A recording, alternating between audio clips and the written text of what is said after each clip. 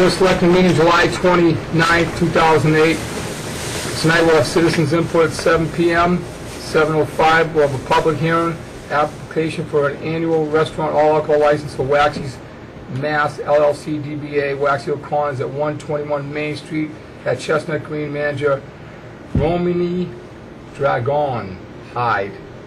That's the best I can do. Sorry if I mispronounced your name. 7:25 p.m. Patricia Annis, Foxboro Housing Authority with John Mitchell-Moore. 7:45 p.m. we'll have RFP interview.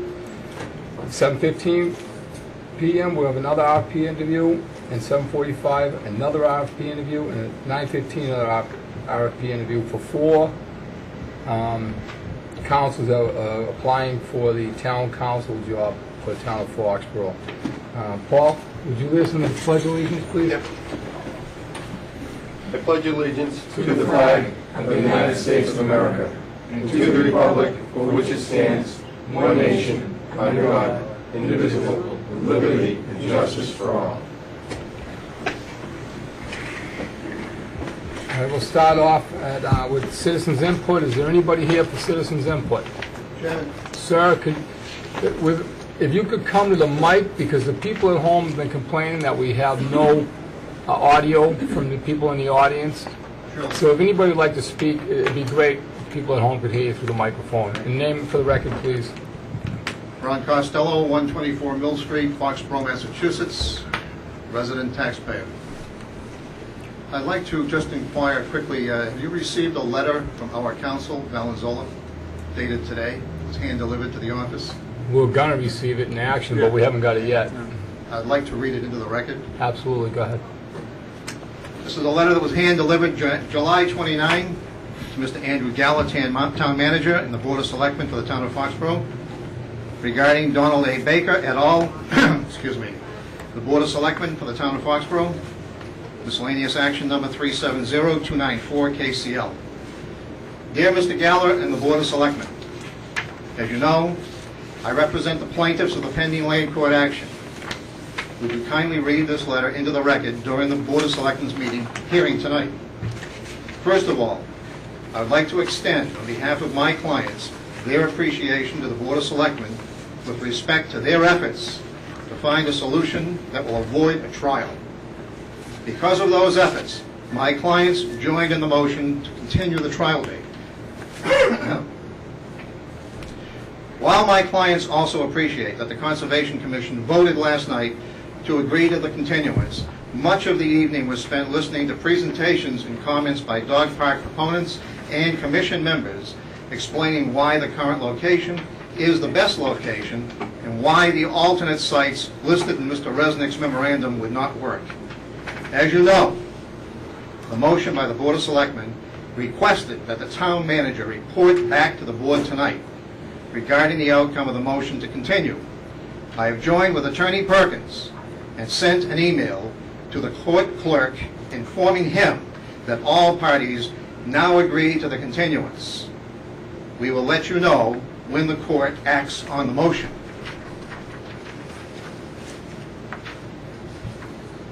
Last week's motion by the Board of Selectmen provided in part that the Board of Selectmen will appoint an ad hoc committee to report back not later than the end of September as to the suitability of any of the identified parcels for use as a dog park.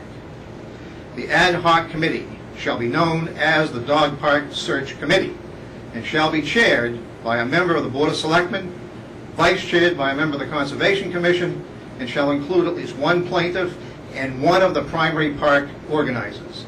The Board of Selectmen will further seek unbiased and disinterested applicants to fill 1 to 3 additional seats on the search committee. We are encouraged by the Conservation Commission's vote last night. However, there were a number of comments made, including by one of the dog park founders, that they want nothing to do with finding a new location. There were many comments and reservations expressed regarding participation on the ad hoc committee. As you know, my clients have stepped back from the litigation, hoping that a more suitable location can be found for the dog park. Depositions have been canceled and other discovery has been suspended. My clients have done so expecting that all parties will act in good faith and participate earnestly in the Dog Park Search Committee. We will let you know shortly which plaintiff will participate on the committee. However, it is important that my client's position be made clear regarding these efforts. If it appears that there is little or insincere effort in locating a new site or participating in the committee to be organized by the Board of Selectmen, then my clients reserve the right to proceed in the pending litigation with pretrial discovery prior to the pretrial conference, which we have asked the court to set for on or about October 1, 2008. Finally, the July 1, 2008 letter from Mr. Alan Curtis to MACC is both revealing and troubling, to say the least, especially to one of my clients who was the target of the accusations. I would respectfully ask that the Board of Selectmen investigate the factual basis for the statements made in this letter, as well as the authority of Mr. Curtis to issue this letter on behalf of the Conservation Commission and the town. Thank you again for all of your efforts in moving this dispute to hopefully a positive resolution. Sincerely, Edward W. Valenzola. And I thank you for the input. Thank you. Anybody else here for citizens' input? Seeing none, Linda, please do the public hearing application. The Board of Selectmen of the Town of Foxboro, acting as the local licensing authority pursuant to MGL Chapter 138, will conduct a public hearing on Tuesday, July 29, 2008 at 7:05 p.m. in the Town Hall Meeting Room, 40 South Street, Foxboro, Mass. on application for a new all-alcohol restaurant license for Waxy's Mass, LLC, DBA, Waxy O'Connor's, 121 Main Street, Unit 210, Foxboro, Mass. 02035. Manager Romina Dragon Hyde. Pretty good. The premises is approximately 7,608 square feet of floor space with a patio located at the shops at Chestnut Green. All interested parties are invited to attend the hearing. Thank you, Linda.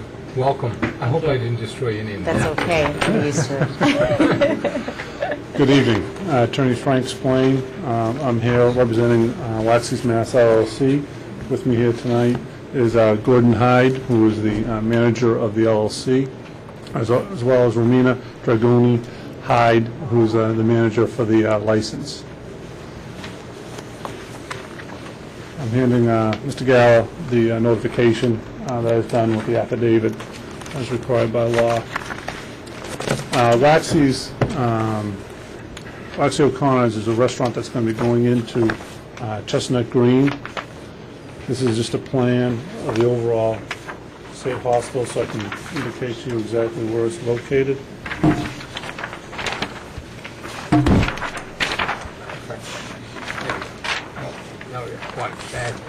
Okay. Let me show you quickly on this map the location of it. This is a overall picture of the state hospital. The fields back here. This is North Street, Basin Road, the police, fire, public safety building. Across the street from them is the Chestnut Green, the retail space at Chestnut Green, where it says the shop's right here. That's going to be the location of Waxy O'Connor's. This is a blown-up picture of the overall site.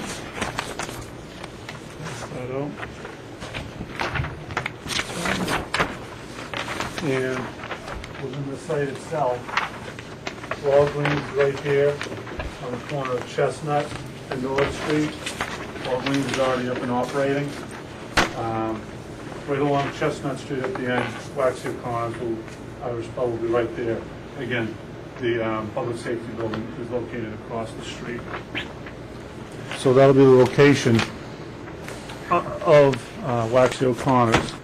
Waxy's Mass LLC is a Florida LLC, which is registered to do business in Massachusetts. It's going to be an Irish-style restaurant pub. Again, Romina will be the manager of the license. She resides with her husband, Gordon, in Bellingham at this time. She was born in Boston, Massachusetts, and grew up in Milton. The facility is a one-level restaurant with approximately 7,600 square feet of floor space. There will also be a seasonal patio outside with approximately 1,800 square feet. There are two main entrances within the site, coming off Chestnut Street, right here through the patio area, and right here. There are other exits that are not for public use, but in the event they are needed, they are there also. The seating capacity inside is 224, with additional 72 outside in the seasonal patio site.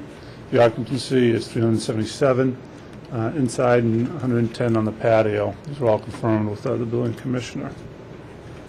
The premises is new construction, as the board knows. The exterior and the inside is almost complete. The applicant is going to be doing all new construction inside, pretty much the restaurant area, the pub and all that. It's going to cost approximately $500,000 to do that all up finally. It's being shipped over from Ireland. It's actually built in Ireland, shipped over in containers, and put back together over here with the construction workers from Ireland coming over and putting it back together here. So it's going to be a very authentic Irish pub. You can go on their website and really see, how much money they do put into the restaurant itself. We had met with the police chief, Ed O'Leary, and gone over the rules and regulations with regard to holders of liquor license. They're aware of being certified to serve alcohol. They're committed to the police chief that the manager, as well as the bartenders and the wait staff, will be either tip certified or team certified between now and their opening. In the packet that you received indicated that we were hoping to be open for September 1st. That doesn't look like it's going to be the case right now because of being a little behind on the construction timing, but we hope to be open sometime at the end of September. I think that's everything we have to do with regard to the presentation. The package pretty much showed everything with regard to the facility itself. If the board has any questions, we'd be more than happy to answer them. Paul? No questions. James? Could you just tell us a little bit about your operation? You're going to serve food with it? What kind of food? What's an authentic Irish pub like? I've never been to Ireland. Here's our menu. It's always a good start. It might make you hungry. That's the menu for mine. It does? Already This makes me is hungry. from This is Miami Miami Beach. Beach one, It's our but Miami it'll be slightly different. It'll be more. I don't want to read it. Are you Irish yourself? Yes, I am. Yeah. Okay. Of course, myself. Living over here since '94, mostly in Florida, and we just wanted to open up a restaurant up here in Massachusetts. Romina's from up here, so we looked around and we kind of found a spot in Foxboro because we built the house in Bellingham, so everything kind of fell together, came together, and we're looking forward to it. Do you have another operation in Florida? Yeah, we do. Is this the second one, or? This is actually this is going to be the fourth, and we have another one starting construction in Miami as well, which will be 5 total. I'm only involved in one on Miami Beach, this one, and the other one that's going to be under construction. I have a partner as well, Mark. He's involved in the other restaurants, which he won't be up here, all the time. He'll just be here again. How long have you been in business? I was in business in another Irish bar in Miami for almost 8 years with 3 partners. You sound like you're from Miami. So The South Miami. Yeah. So I sold out of that business and teamed up with Mark. We planned on opening a few restaurants together. So I got out of the other business that I was in, running for 7.5 years at that time. And we managed to get three up and running within 12 months. Well, started the construction and that. So that was the plan. And just in terms of staff, are you're planning on hiring? Yeah. What's your expectation of what size staff you'll need, and are you going to train them, those kinds of things? Yeah, we'll probably, a place this size, I think we'll be looking at anything 25 to 35 staff. You know, all local. We know we'll advertise locally and hopefully, you know, get some good staff in there. You know, we haven't done that yet because we'll get a little bit closer to opening. You know, maybe in about another 3 or 4 weeks we'll start advertising, and everybody will be trained. Everybody will go do the responsible vendors course and, you know, be certified before serving out anyone in the town. You know. That's all it is. Well, that's one of the things that we're most focused on is the training of the people and making sure that there isn't any violation or abuse. But I will say, Attorney Splain has been before the board many times regarding the development and has talked about Waxy O'Connor's, and I think that there's a lot of anticipation in the community. There are a lot of people very interested in trying you out, checking you out, and it sounds to me like you have a professional organization ready to go. Yeah. If all goes well tonight, you need 3 votes, so we'll welcome you to the community. Great. Thank you. Great. Thank you. Everything looks wonderful. I think it's great to see something like this coming into town and be a part of the town.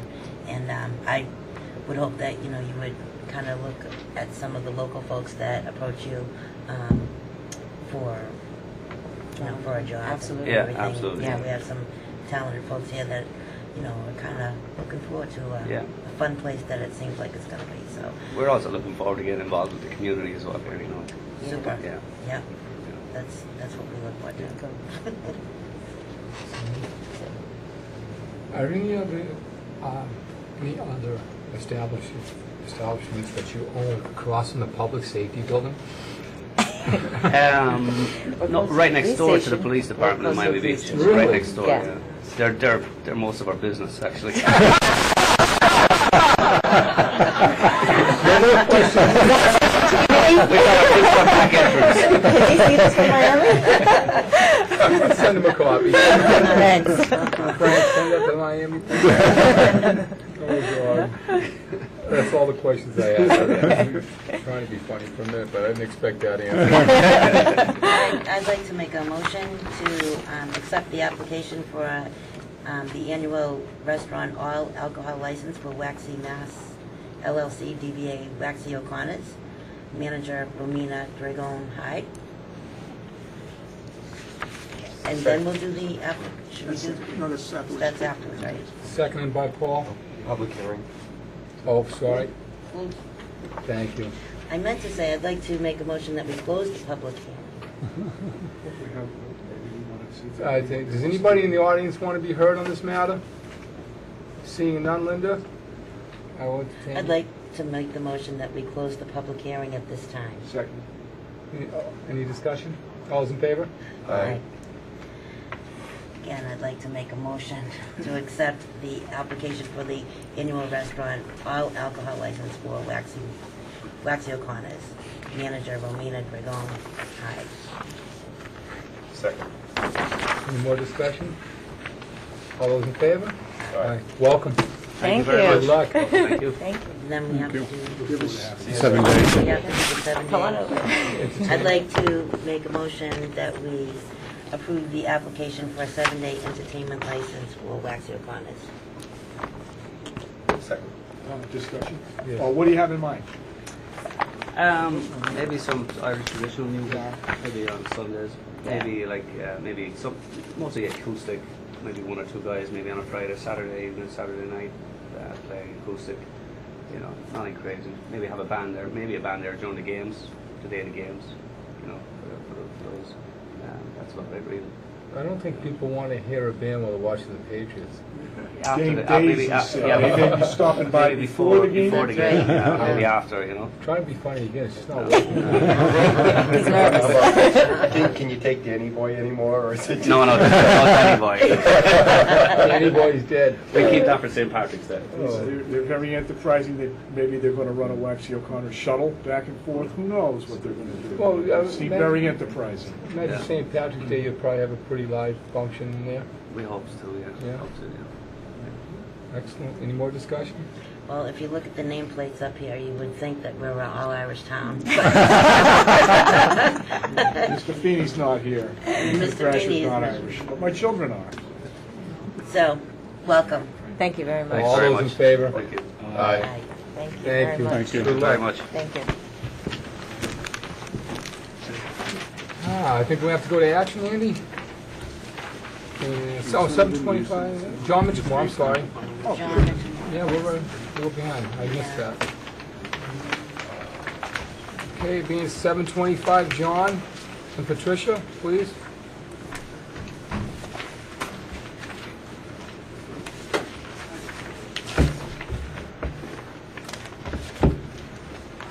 Evening. John, good to see you. Patricia, how are you? Good. Nice to meet you guys.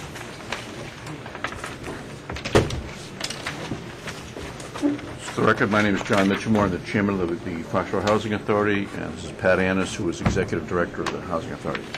What we're here tonight to discuss is a request to change the arrangement, a payment in lieu of tax arrangement we have with respect to some of the Housing Authority properties. And not surprisingly, our request is to pay less. So, just to set the record straight, I'll give a little background information. As you know, the Housing Authority is not a town agency. We're a sub-agency of the Department of Housing and Community Development.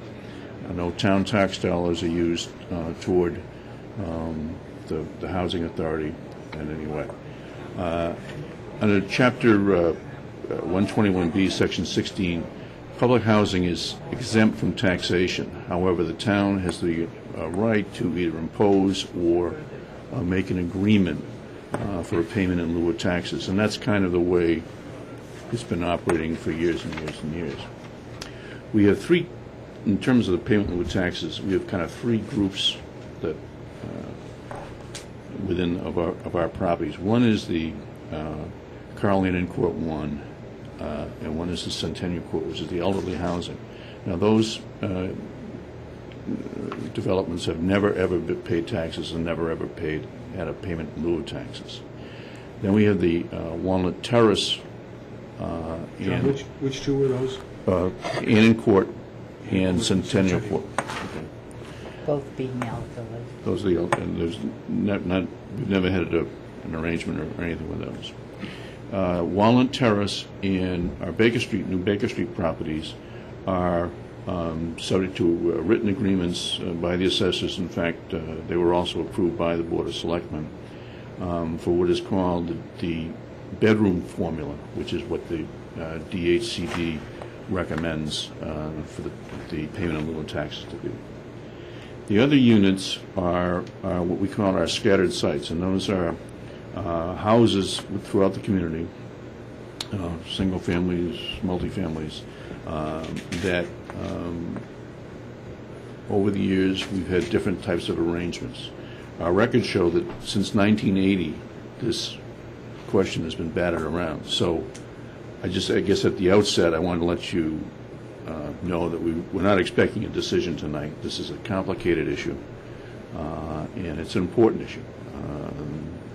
It's can have a long-range effect on the town's on finances. So we really don't need a decision tonight.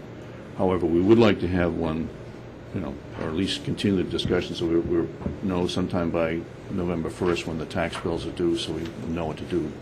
So that's roughly would be our time frame.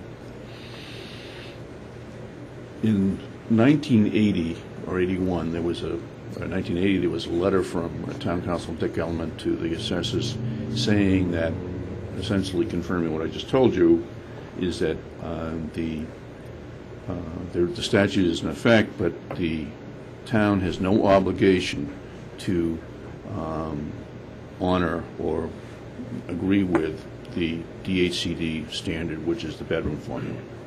Say again? They have no obligation to... Repeat the whole phrase. That the town has no obligation to honor the DHCD guidelines, which is the bedroom formula, okay? And that they can, in fact, work out something with with the Housing Authority. But And John, that- if I can interrupt you, but there's still no authority to tax even the scattered sites. Right. Either it's pilot or nothing. Right, exactly. Yep. Yep. John, has that been tested, or is that just well accepted? And that's the statute's very clear. It says Oh, okay, got it. The housing, public housing is exempt from taxation. Okay. No. Is it clear that we don't have to follow the bedroom formula? Like, has that been tested? It has. Yeah, Okay. I would say that that's Yeah. true, Okay. yeah. In 1981, actually with the approval of DHCD, there was an agreement that we would pay tax, make our payment based on a 50% valuation of the properties. And that was approved by DHCD, and then that went on for about 5 years. In 1986, the assessors came up with a different type of a formula, which is very kind of complicated, and I'm not sure why or how they came up with it, but they did. The net effect of it was that we were paying based on approximately 75% of the assessed value. We've been doing that since that time. And the process has been somewhat cumbersome in that we would get a tax bill for the full value of the properties. We'd file for an abatement, and then they would abate it to the agreed amount. For some reason, they thought that that's the way they had to do it, so that was what happened. And we're kind of conflicted in that we have a responsibility as members of the Housing Authority to manage the money of the Housing Authority as best we can. But we also had, and I think was more than just a selfish reason, that I think we have a fiduciary responsibility to the community to to pay our fair share. And that's kind of what we've been trying to, that was kind of been our attitude over the years, is to do that. However, last year, in the summer, a number of things kind of happened, and they all kind of was a confluence of a number of things. One is, as you know, we had a new full-time assessor, and she had experience in other communities with this, and she was not happy with the way this whole process went. And she and Pat had actually got into some discussions about how to clarify it, how to resolve it, and they were working on that. We also had our audit by the state auditor, and they do that every 2 years. And they, again, they had historically said you ought to do this, but not really made much of a point of it. This time they really made a point of it that you really had to do it. And the other thing is that they pointed out, much to our embarrassment, is that when we sign our annual budget request to DHCD, we have to certify to them that we have complied with all of their regulations. And their regulations state very clearly that that the payment in lieu of taxes for this type of housing should be in the bedroom formula. So we, as members of the Housing Authority, are kind of whipsawed here in that we have been signing these budget requests saying we comply with your regulations when we really don't. So we're in a position where we're going to have to do something when we make our next budget request in December. We're either going to have to put a footnote saying we certify except for this or whatever. So it's going to, this situation is going to get escalated a little bit. The third thing that's happened is that for the first time in the 24 years that I've been on the Housing Authority, we've had to, for fiscal year 2008, we had to submit a deficit budget, which means that if in fact the budget comes out exactly as we are projecting, then we were going to have to get a subsidy from the state at the end of the year so that we were going to be able to pay our bills. Now, that's we've never had to do that. We think at this point that may not happen. We have a roughly $700,000 budget. It's very similar to the towns. You make your best guess on snow removal. You make your best guess on utilities. We if we turn over apartments during the year, sometimes that's more expensive. Sometimes we have to hire contract help to do painting, and other times we don't have to because we can handle it kind of on the normal course of our maintenance. So there are some variables. We think at this point, being a little bit more than halfway through, we're probably not going to actually have a cash deficit, so we would not have to be in a position to ask the state to write us a check at the end of the year to pay off our bills. But with any kind of people in this kind of business, that's this year. We really have to look to the future because we don't. The costs continue to escalate faster than we can generate new revenue. Our revenue is based on what the tenants pay us. What the tenants pay us is based on a formula based on what their income is. And if the income of our tenants doesn't keep up with inflation, then it's a pretty simple math that we're going to begin to get into a deficit situation. So if we are in a deficit situation, I think that the DHCD is not going to be all that interested in having us do anything other than a payment in lieu of taxes agreement. That's just, we don't know that for sure, but that's what the indications we're getting. And the payment in lieu of taxes agreement based on the bedroom formula. Just to quantify what we're talking about is that we now, on these 15 scattered site buildings, we pay roughly $44,000 in payment in lieu of taxes payments. Under the bedroom formula, we would pay approximately $73,000, $72,000. So it's a $37,000 hit on the town, but it's, I think, as discussion I had with Randy the other day, it's not just a one-time. This is, kind of forever, and over 10 years, that's a lot of money. It's half a teacher's salary or half a portion of a policeman's salary or whatever. I mean, it can be a lot of money. So it's something that would take some serious consideration, and so that's just basically what we're asking and what our story is. So if we have any questions, we'd be happy to answer or discuss it. Paul? So if we were to approve the request, does that affect anyone's rent? No, because we can't, they can't, their rent is based on their income. We can't increase their rent. If our expenses go up, we can't decrease it if our expenses go down. Okay, so the folks there can't say, oh, Board of Selectmen, why didn't you vote for it? No. Okay. So it quite possibly then might come out of the hide of really the state. Right. Unless or until they perhaps try to force us to go to the bedroom formula. Right.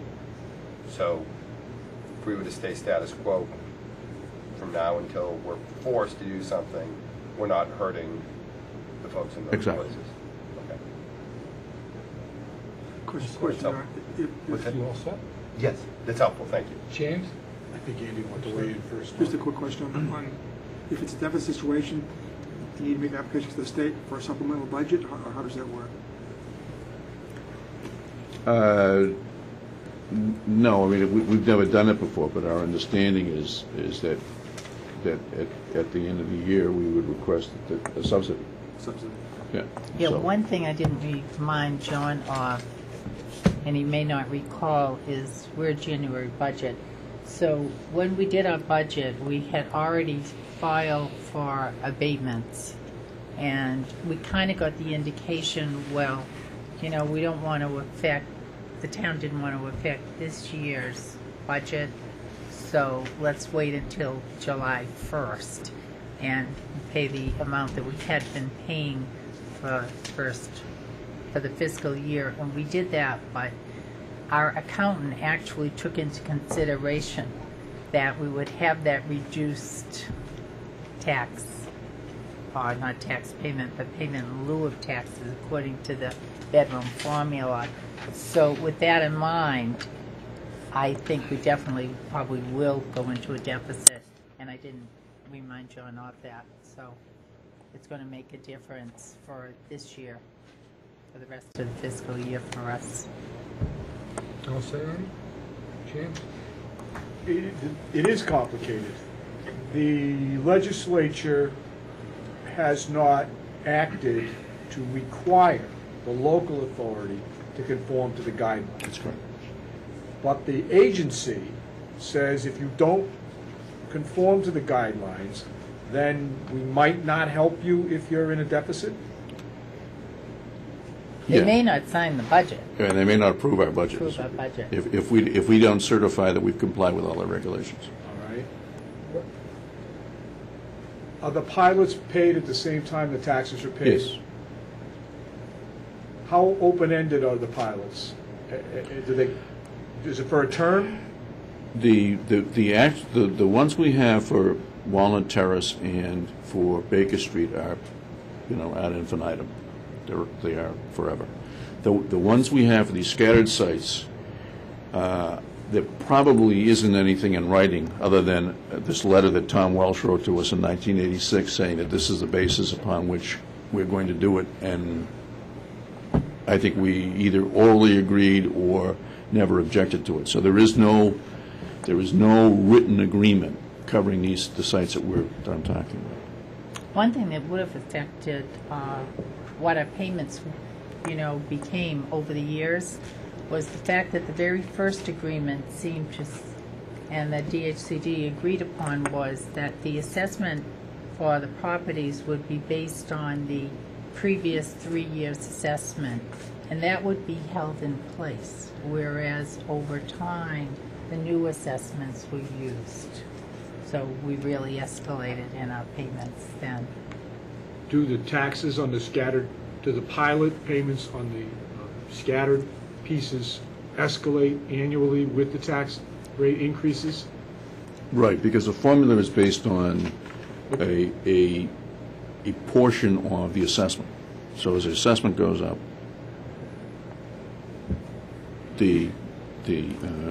what we paid, our percentage, it's based on, again, we pay the same, we pay a tax rate based on 75% of the assessment. That's the effective way it is. And Carland and Centennial Court pay nothing. Right. Would they be included in the bedroom formula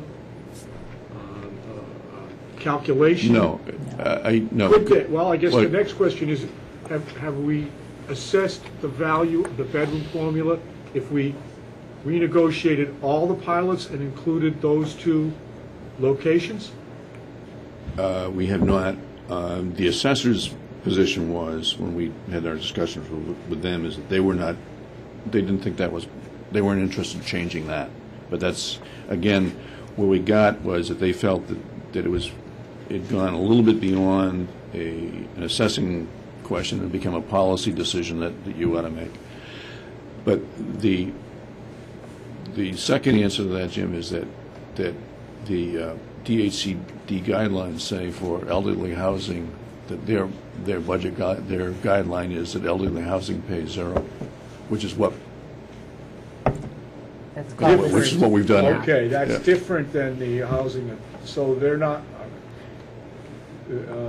we're really talking about the difference between the local community having to pick up the difference and the Commonwealth picking up the difference, right?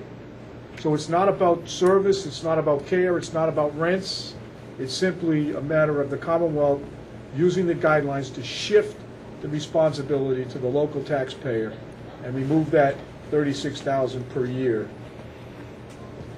I think for us too, Jim, it's whether or not we're going to comply with Department of No, Housing. and I see the dilemma, Yeah. I see that.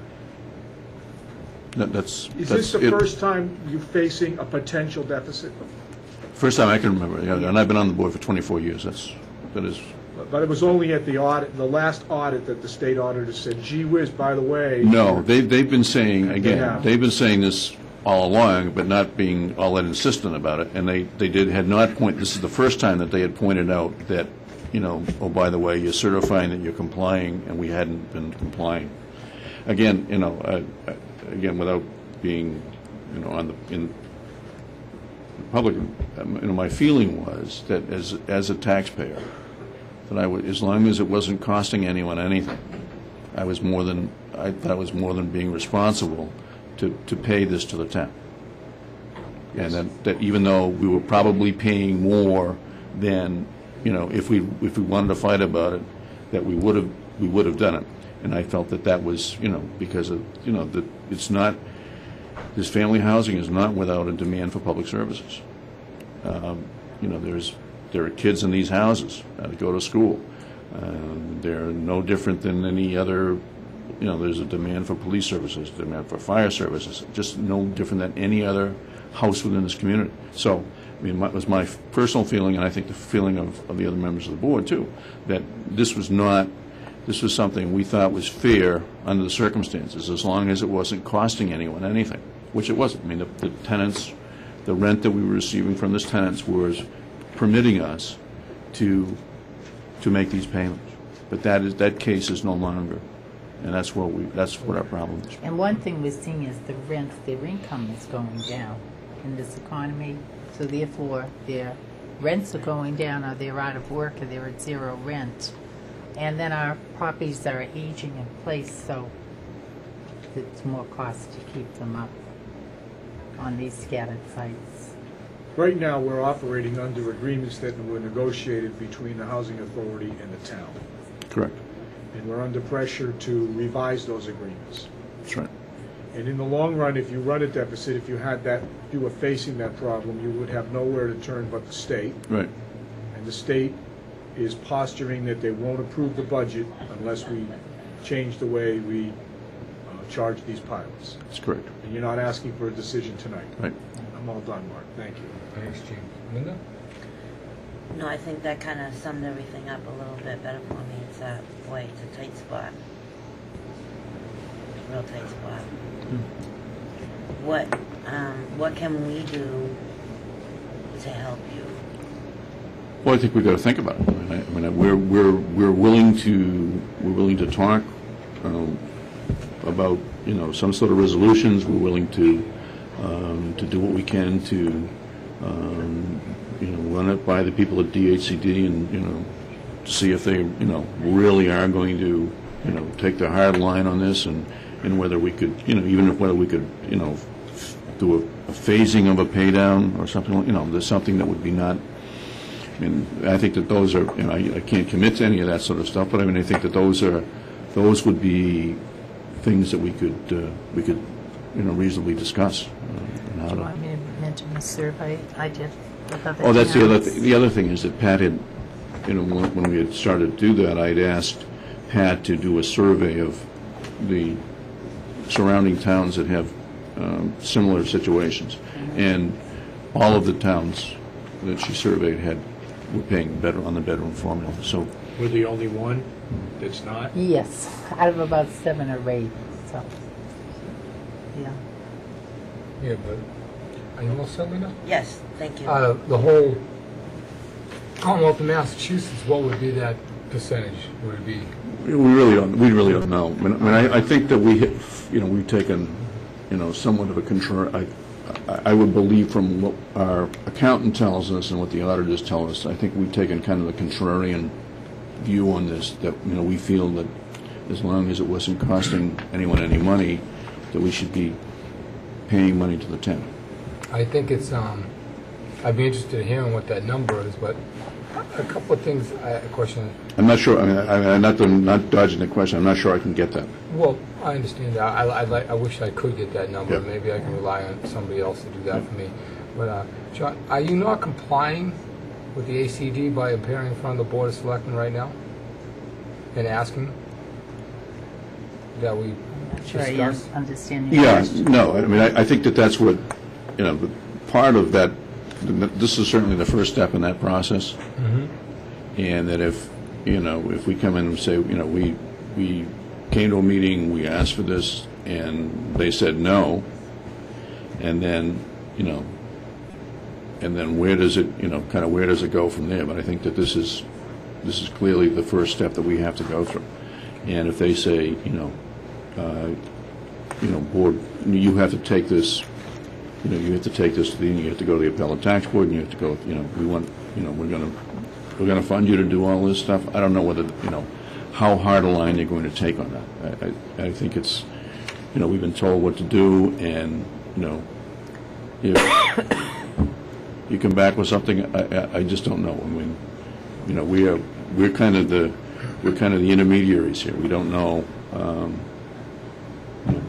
Again, I think that if we can work on something and go back, I guess my preference would be, to work on something that's fair to everyone, and then be able to, as a housing authority, the Board of Selectmen, go to the people at DHCD and say, this is fair to everyone, rather than, taking the strong position that, we're not changing anything. Right. And that's just be my preference, but I will, whatever the board wants to do is what the board wants to do.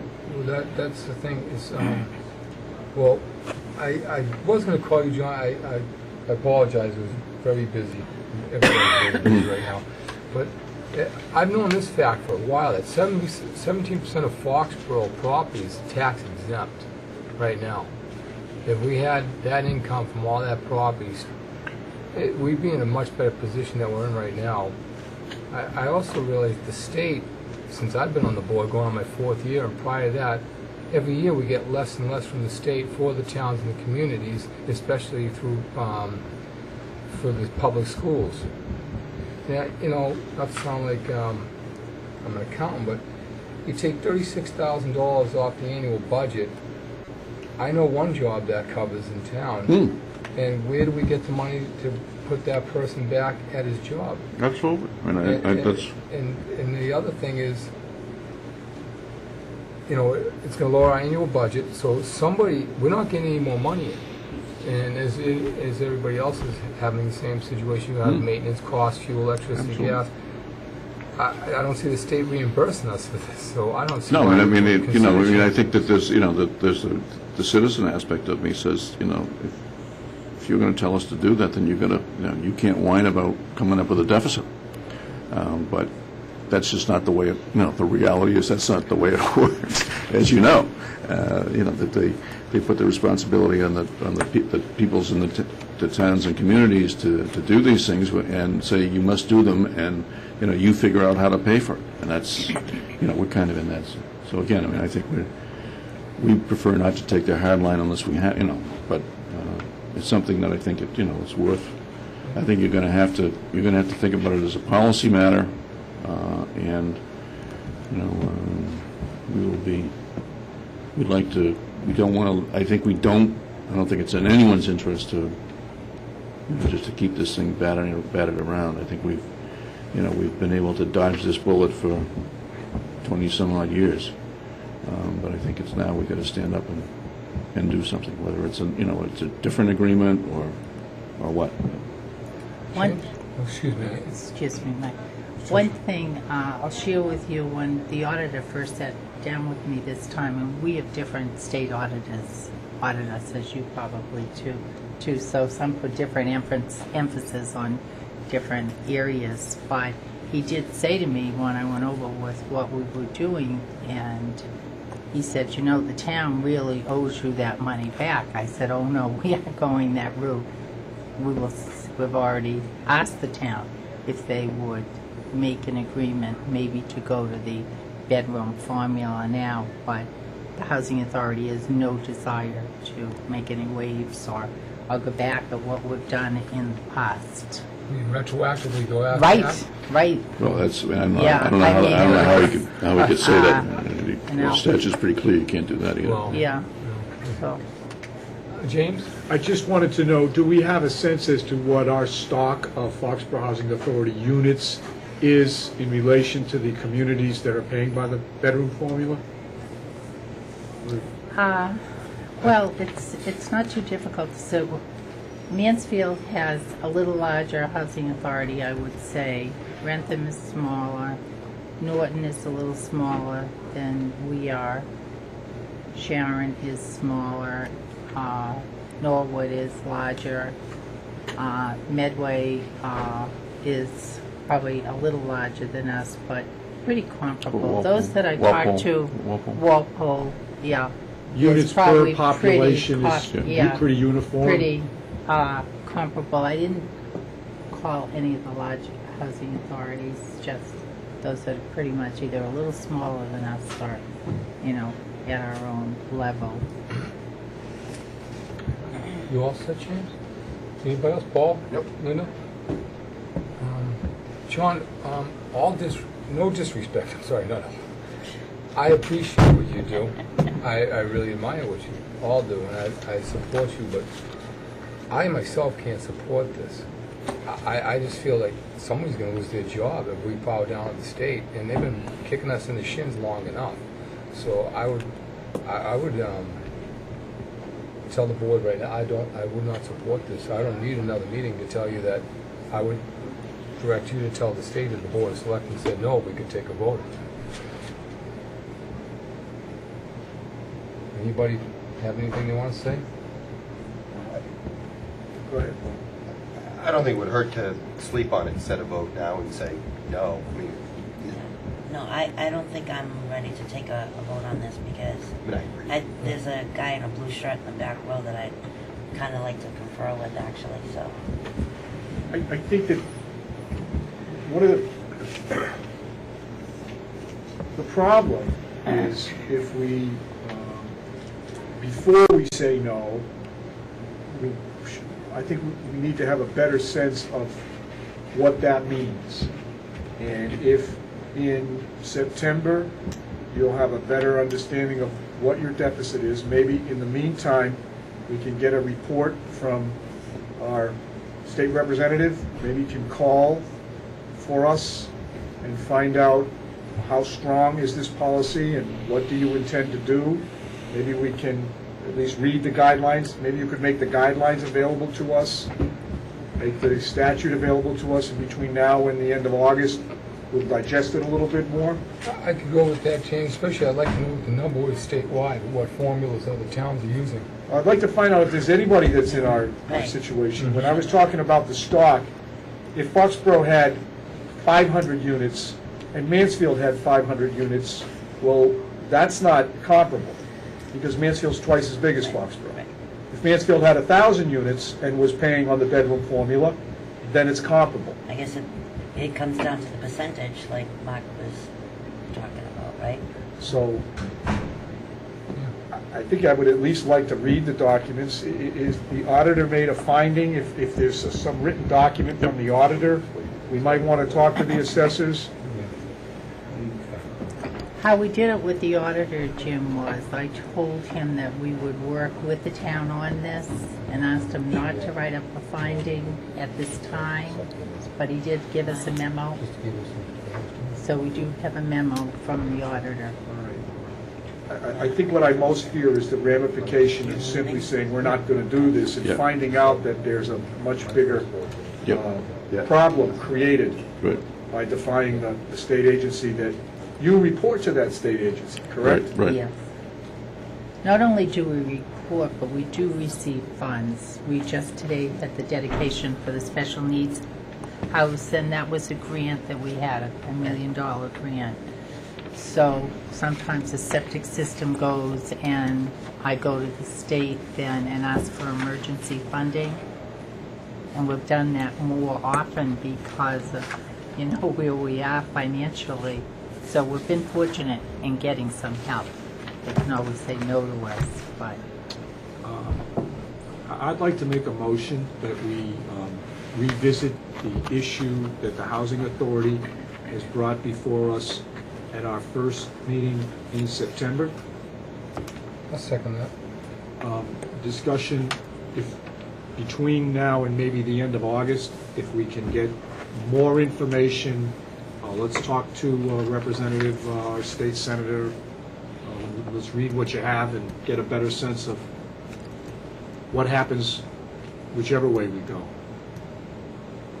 Any more discussion? All those in favor? Right. I think the other thing we can do is your reaction is not surprising, obviously. And I think that we can certainly, with a straight face, reflect that to the people that we have to talk to, and just, see if we can, bluff, or not bluff them, but just see if we can get some sort of reaction other than, what we've been getting so far, which is, that's what it is and that's what it is. I think if we, say, look, we're going to be faced with this, how much flexibility do we have? I think that, that was one of, part of the purpose of coming, that we get this ball rolling so that we can get back to them also. Again, it's not, your reaction, Mark, is not surprising at all, and quite frankly, as we've said, this has been the board, the Housing Authority's reaction for the last 22 years. We have agreed that we ought to pay as much as we can, and maybe if we had gone along with the bedroom formula 10 years ago, no one would have ever known about this. But I think that we as long as we've been able, with a straight face, to go along with paying more than what they recommend, we've done that. It sounds trivial, about 36,000, John, but we've been fighting, and absolutely. I agree, we've been fighting for how many years? About 15,000 for a website for the town on every annual budget, 12,000, whatever it was. Absolutely. And again, it's like that. you look I'm at getting the it. signal was 6,000. We haven't made it on the budget for 4 years. But it's if you run it out 10 years, that's a lot of money. No question about it. I Frankly, appreciate it. when I came from Holliston Housing, and the first thing that hit me on my first budget was, why aren't we doing the pilot 5-bedroom, formula? And when I mentioned it to the board, they quickly told me, we're paying our share. End of discussion. I was just trying to address the budget guidelines, so, yeah. Well, thank you. Yeah, I thanks, appreciate John. everything you do. Thanks, Patricia. Okay, thank you. Okay, Tangled in I'm the going to courts pass here. I'm going to pass the chair over to Paul Mortensen, because I like to do that now and then to give somebody else a chance. So, Paul, could you please do the first interview? Okay, so we have our friends from Deutsch Williams. Do you folks want to come on up?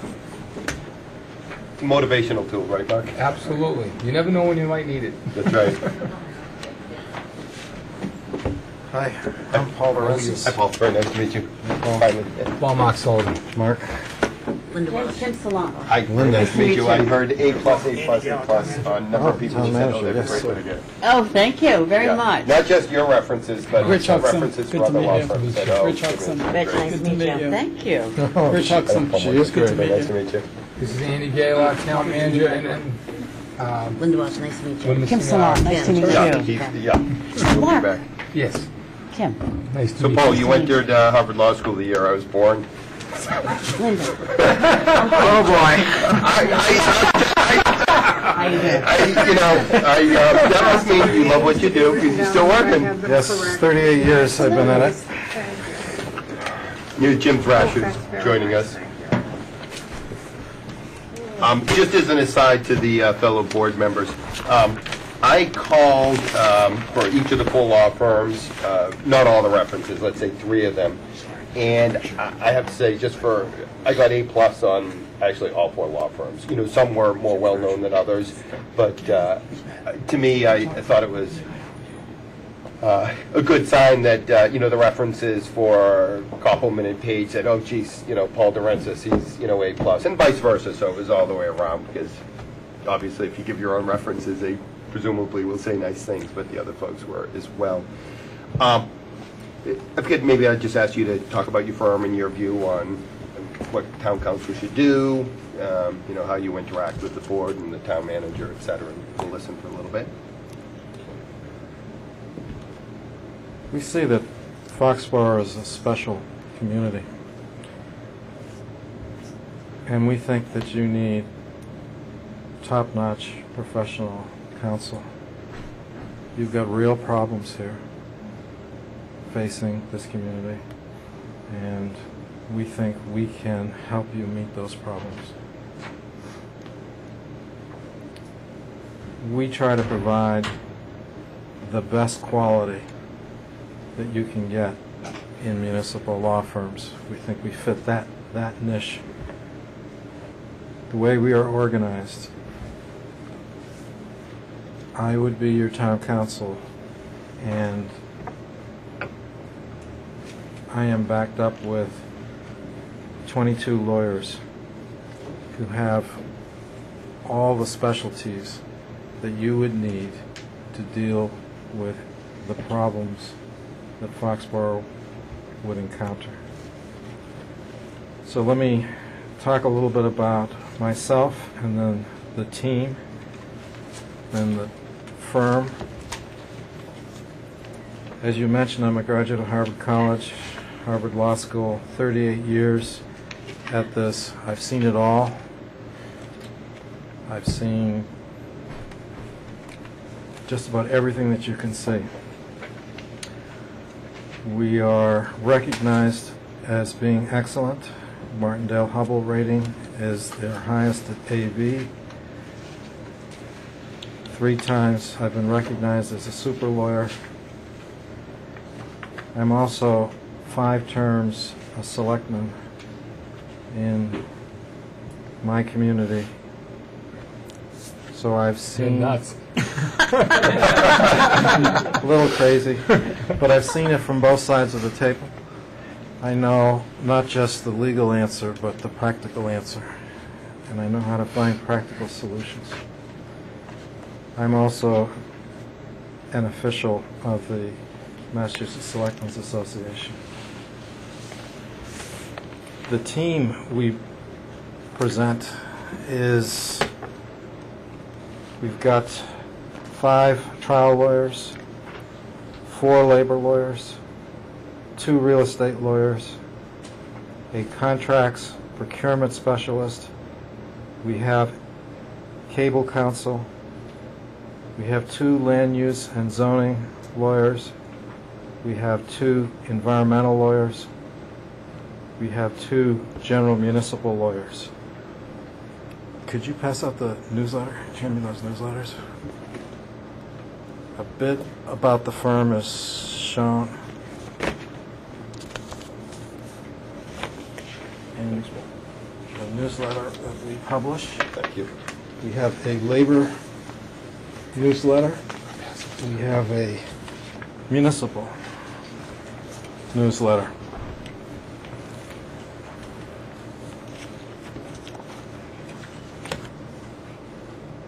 We are not a small local firm. And what does that mean for Foxboro?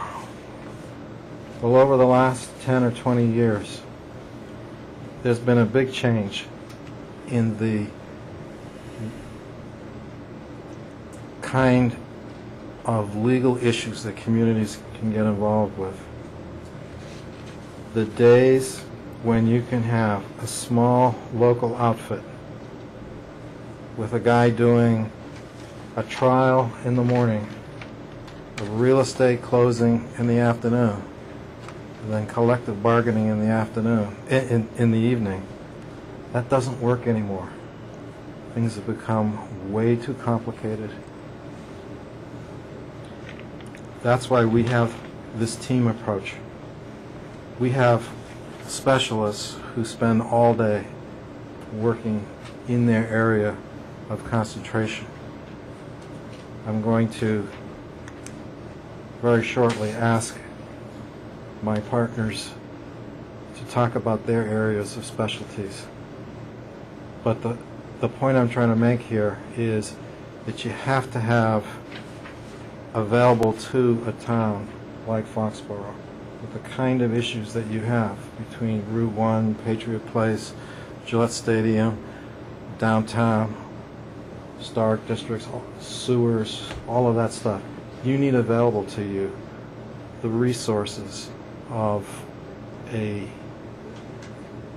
fairly comprehensive law firm. But we are also different from the very large firm that you said gave us a good recommendation. I went to law school with Lenny Koppelman. I have nothing but great respect for him. But he represents more than 100 communities. And therefore, Foxboro would be one of many, many communities. For us, Foxboro would be one of our much smaller family of communities. we would provide personal attention. We would be here with you when you need us. It would be customized. It would be personal. It would be intended to make you and Foxboro the very best it can be. We don't believe that one answer fits all communities and that there should be cookie cutter type of answers. We have a major interest and presence in Norfolk County. I'm Canton's town council. I'm Randolph's town council. I'm Cohasset's town council, 3 Norfolk towns. I've also represented the Norfolk County Commissioners on occasion. I've also been town council for the town of Nantucket, 22 years. I've been town council in Carlisle and in Wilmington. We've done special council work in Bellingham for 24 years. We've done work in Halifax. Must be 8, 9 years. We are very interested in representing the gem of Norfolk County. You didn't read that in the newspaper, did you? Yeah, I did. But that would be, we want to do it. We want to represent you. We're quite selective in who we think we can fit with. We think we can fit with you. Let me turn the floor over to Kimberly Salant. She's one of our trial lawyers. For those of you who don't know me, I'm a trial lawyer. I do litigation. That's what I do. I'm on my 23rd year of doing litigation, and in those 23 years, I can honestly tell you, I have lost but 2 cases. One that got flipped by the appeals court because the Superior Court was wrong, and another lawsuit that the appeals court told me I was wrong when it was appealed from the trial court. So in common parlance, I think that's a hell of a good record. I'm very good at what I do. I represent planning boards, boards of appeal, conservation commissions, county commissioners, boards of selectmen, tax assessors, tax collectors, historic district commissions, you name it, I've represented it. I do a lot of work on 40A, some zoning work. I do a lot of work with Chapter 40B. I have had a recent victory at 40B, which if you folks know 40B work, you know that's extremely difficult to do. I actually had the HAC side with me for once, indicating that the developer, in fact, needed to send us a pro forma, hadn't given us a proper pro forma, and in fact, the condition imposed did not make the project uneconomic. Yay for us. I do Chapter 79 work, eminent domain work. I think if you speak to any person that I've represented, any town that I've represented, any board member, any commissioner, they will say only good things because I'm proud of what I do and I take a personal interest in what I do. I'm available to you. I've been doing it for a long time and I think my record speaks for itself. If you have any questions about me, about what I do, about who I am, I brought a couple copies of my resume because this guy never includes it. I'd like to pass them out. Unfortunately, I don't have all of them, enough copies for everyone, but I certainly have enough so you get an idea of who I am. I'm a graduate of Cornell, and I went to Northeastern Law School because I applied to one law school because I decided I wanted to try the co-op program. Graduated from Northeastern, won my first lawsuit before I finished law school, and the rest is history. Very good. Maybe he holds back the resume so he has a card to play when he comes to the table. You never know. Thank you. You're welcome. I was thinking, actually, in law school during mock trial, I was a witness from my friends, and there was one guy who was really good, and I was like shell-shocked. You know, he was that good, so you don't be scared. I have to tell you, there's a little bit of ham in every single litigator I know. So. Oh, okay, well, thank you. Thank you. Rich Can Hudson? before we start with you, can I ask you a question? Absolutely. So then you must oftentimes have a sober analysis, well, all the time, I'm sure, where you say to your clients, you know something, you're not going to win. Don't even bother. Have there been times in my career where I have counseled a client that perhaps there was another way to go? Absolutely. Yeah. Have I ever told my client you're going to lose a case? No, because we don't lose.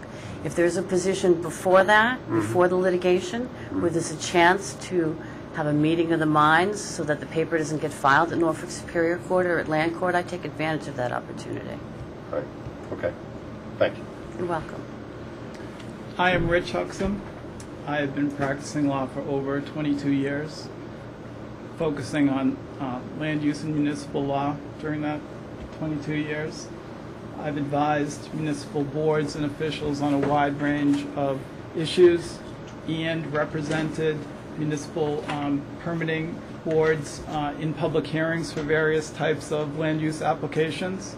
I also draft decisions for those boards and have had excellent success in having those decisions upheld on appeal, sometimes with the court specifically citing provisions that we included in the decision as being decisive in upholding those decisions. I also conduct seminars for the various boards and officials on municipal law issues, open meeting law, public records, code enforcement, the various permitting issues to try to avoid problems and keep them out of trouble in the first place. So that's the kind of experience that I would bring to advising the town. And as Paul mentioned, I'm just one example of a lot of highly experienced attorneys that our firm would bring to representing and advising you. Great. Thank you. Paul, can I ask you a question? Do you have any sense of whether Foxboro would be better served going just hourly rate, as we call you, or on retainer? I've presented a proposal for a flat fee, flat retainer for all usual town council services, and an hourly rate for things like litigation and labor. We found that works best. It works, I think, best because it encourages communication. If there's an hourly rate for everything, then there's going to be a hesitancy to incur the expense. But if there's a flat fee, we can head off a lot of issues.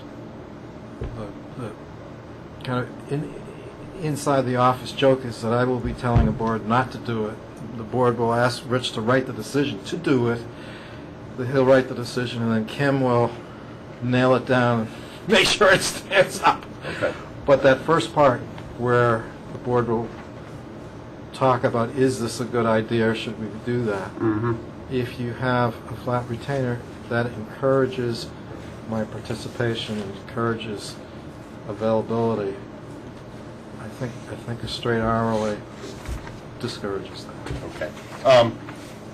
Do you have a view on what's the, I hate this term, but I'm going to use it anyway, what's the best practice for boards and the town manager to actually utilize you? In other words, is it fair game every selectman call you, or is it best to go through the town manager? Or does it really matter? Any thoughts on that? Yes. In general, we like to use a system called request for legal services, which is a piece of paper. You fill out the request. It comes to us through the town manager, so he knows up front whether it's going to be part of the retainer or if it's going to be, you know, if it's a labor issue, it may not seem like it at first. We'll be able to identify it, then he can make the decision or bring the town back to a situation where you're not heading for an hourly basis, that you can work it out some other way. We say generally, because when it comes to selectmen, I will welcome contact from each member of the board.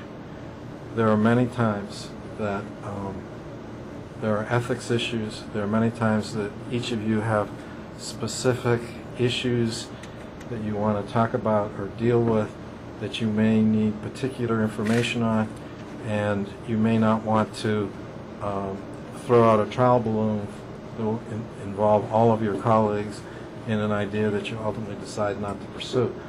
So generally, I'm available 24/7.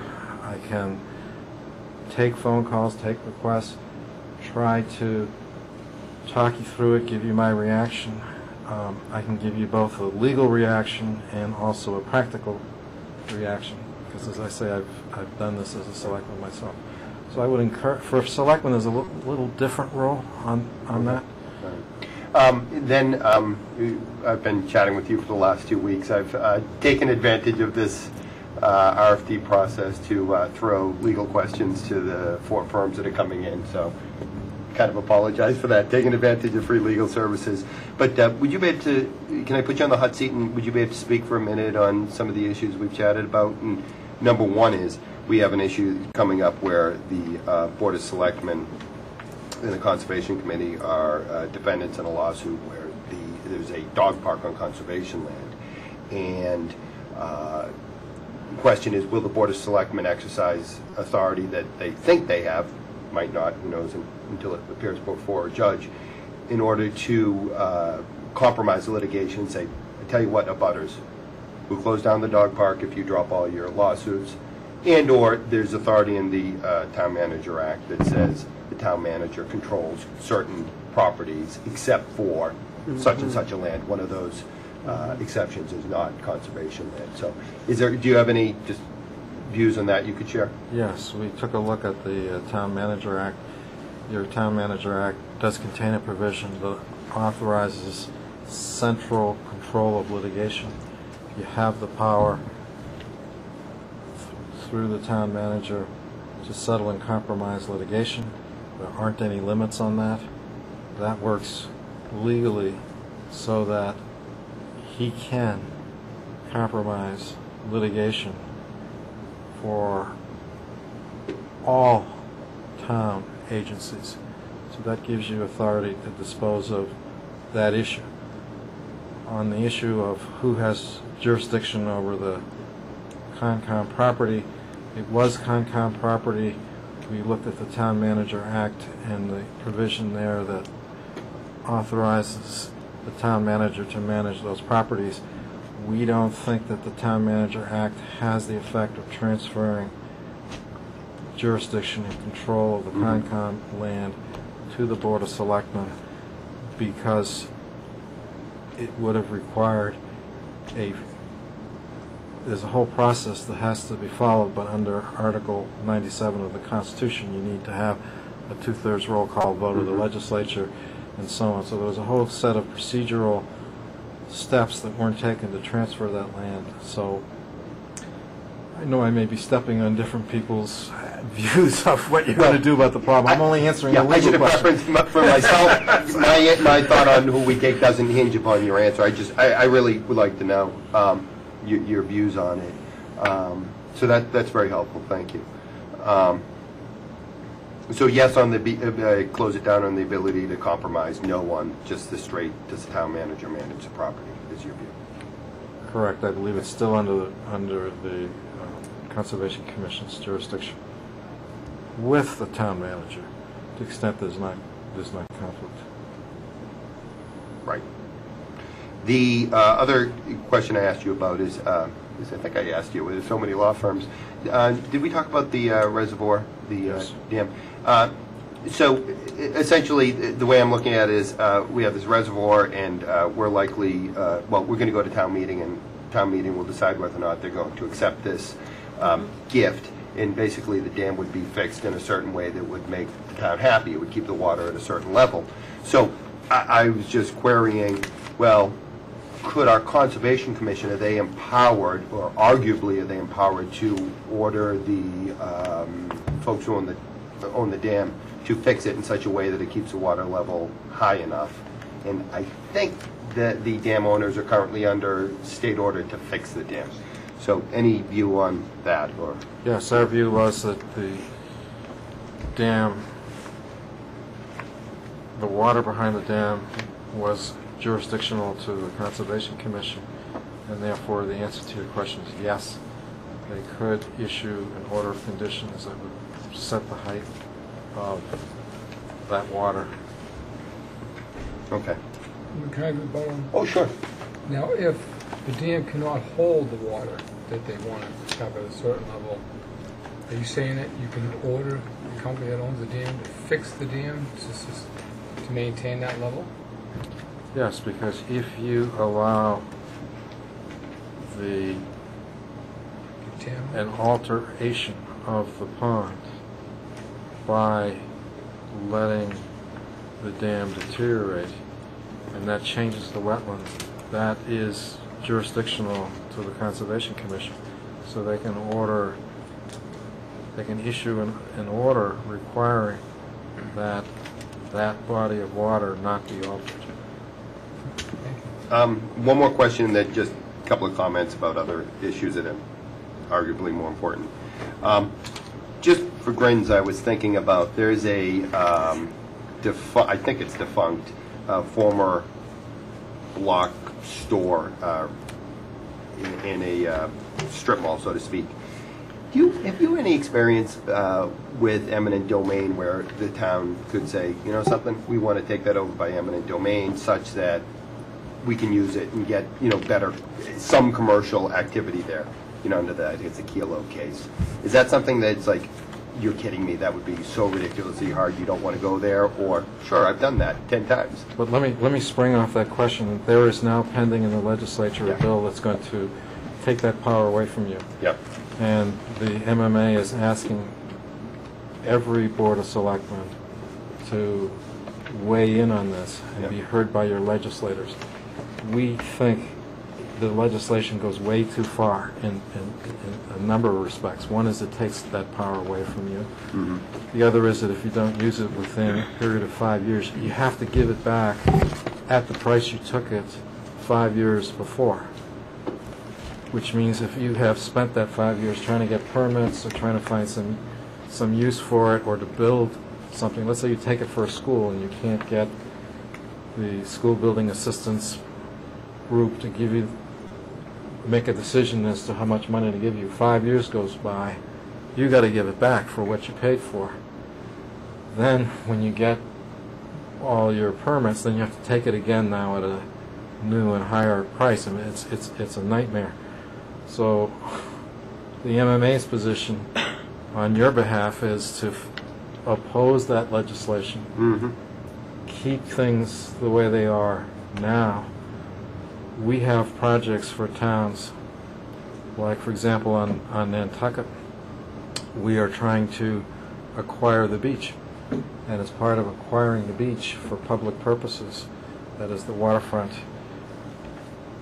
we have deals with the property owners that we will condemn certain private rights of ways and swap them for a deed for the beaches.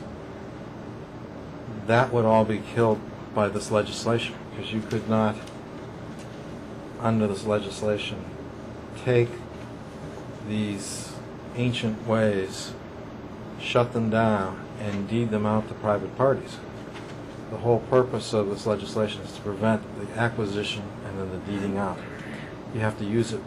So going to this block building in the middle of a mall, if you take it, you've got to use it for a police station or throw in some use. No, I was actually thinking more in terms of commercial development. So right now someone's sitting on it, I'm thinking the old Bradleys, and could Trader Joe's come in, that was or whatever other. Yes, you have that ability. Yeah. Now, I'm not saying it's a good idea, I'm just. But you need town meeting votes. So yeah, no, I understand that. We think there are sufficient controls to the democratic process. You have to go to town meeting, you have to convince the community that this is a good idea. Yeah. And I'm not even sure it's a good idea vote. yet, Paul. I just, asking the question. Just two more comments and then I'm done. Is I suspect we would have interesting legal work. I'm new on the board with the stadium, and we also have we're going to have a new sewer proposal maybe in the next town meeting. So I think we're going to get some help from our next town council on those Thanks. On sewers, we've done Nantucket sewers, we've done Cohasset sewers, we've done Canton sewers, we've done Wilmington sewers.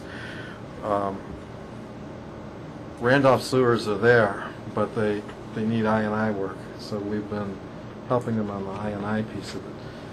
That's all connects to the MWRA. You're not an MWRA community, so one thing that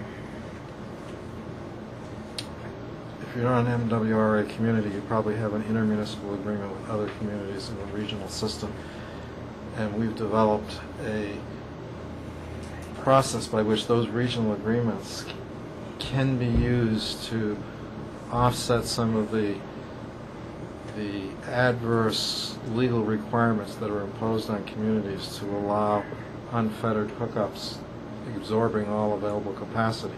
If you have an intermunicipal agreement, you can actually deny hookups because of limited capacity that is defined in that intermunicipal agreement. This was the Hull Cohasset case where Hull had the treatment plant. There was a contract with Cohasset, and it works that you can then deny hookups where you don't have enough capacity.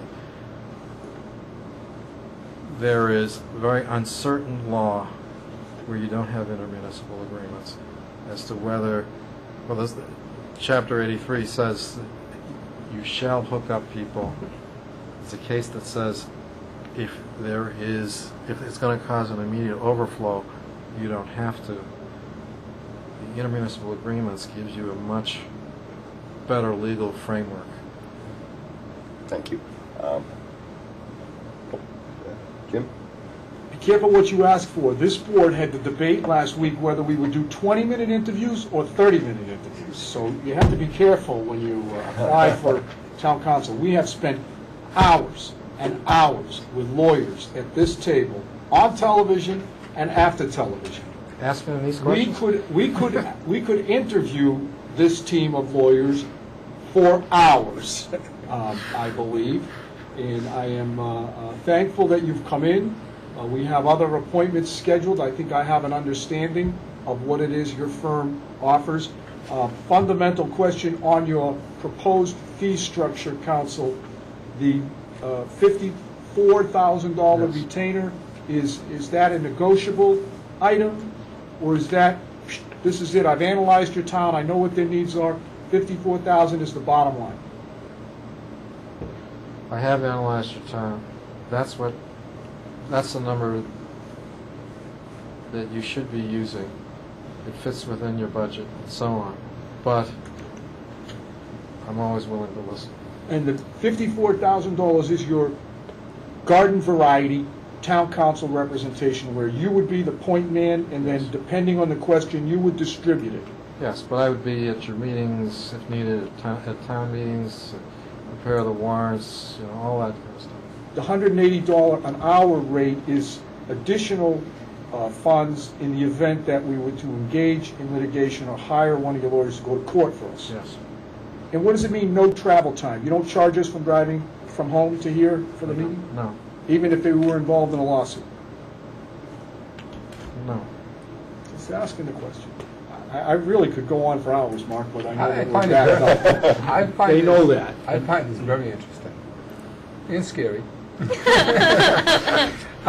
Two quick questions. How long would it take you to catch up with the processes we have going on right now? With the stadium, Chestnut Green, water and sewer? Well, let me answer that because I've done this a number of times. Our transition methodology is first to give you essentially the equivalent of a physical exam. If you change doctors, you get a physical exam. We will come in here, we will examine all your boards, committees, bylaws, and we'll give you a report as to where you are compared to other communities. Just to give you an example, there's a model Conservation Commission wetlands protection bylaw that has been out there for a while. We look at your bylaw, we compare it to what the the model bylaws, and we tell you, you could add these latest things, we'll give you a report. We would try to pick up everything. That is, we don't need to have former council continue to handle anything, but if you chose to have former town council handle something, that's fine with us too. If you feel he should handle something to completion, we prefer taking them over and bringing them to completion. It's just a cleaner way, we think, for us to immerse ourselves into the community. So that kind of transition is all covered by the retainer, the physical exam, the review, the updating, the commentary, the suggestions for improvements to what you have. All that is retainer, so it's not an extra cost to you. My last question would be, we have different council now. We have Labor Council and we have Town Council. Would you handle Labor Council also, from what I understand? We'd handle everything if you want. Let me emphasize that the hourly component is your choice. If you wanted to keep your present Labor Council, that's fine. If you wanted to keep your current Real Estate Council, that's fine too. If you want to keep, you have a trial lawyer on a case and you like him and you want to keep him, that's fine. We can do it. And we think over time. I'm sorry. Talking to Paul. Yeah. Sorry. Thank you. You know what? I'm not a lawyer. I don't even play one on TV. Probably tell. These folks are. And they know the questions to ask. I, unfortunately, don't. I appreciate everything that you brought to us this evening. I did go over your packages, and I appreciate all the work that you put into it. So, I mean, I don't really have any additional questions. Obviously, they've sort of all been asked, and I appreciate your time tonight. Really do. Thank you. Thank you. Very. Thanks, Paul. Thank you. Thank you. Thanks for coming in. That was great. Thank you. Hey, guys. Thanks. That was a lot. Thank you very much. Nice to meet you. Yeah. Oh, you know what? Thank you very much. What do you practice? Thank you, Paul. Linda. Oh, nice to meet you, Kim. Thank you. Nice to meet you. Hope to see you again. Thank you. I want to know who you talk to. Thank you. Well, nice to meet you. Nice to meet you. Thanks for coming. Nice to meet you. Thank you. Andrew. Sorry, I went over here. I thought it was great. That was great. You remember now? Yeah, I do. So our friends from Koppelman must be hanging out outside? Yes. Or? See you later. Yes, they are outside. James, you weren't here. I've letting Paul do the chair for this. So just so you know, I mean, you were out for a second. So I'm going to let Paul continue because I think he's doing a good job at it. So. Thank you, Mark. All right, so have at it with Copeland and Page next, and we'll go from there. Good, really great follow-up questions. I should have asked them.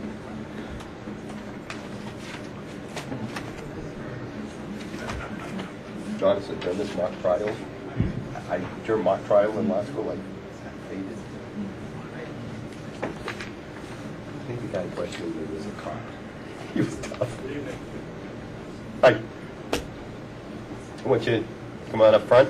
Okay, welcome. Hi, I'm Len Koppelman. Hi, I'm James Rasher. Paul Mortensen, very nice to meet you. Mark Sullivan. Nice to meet you. Paul Mortensen. Sorry to inundate you with points and stuff. I appreciate you.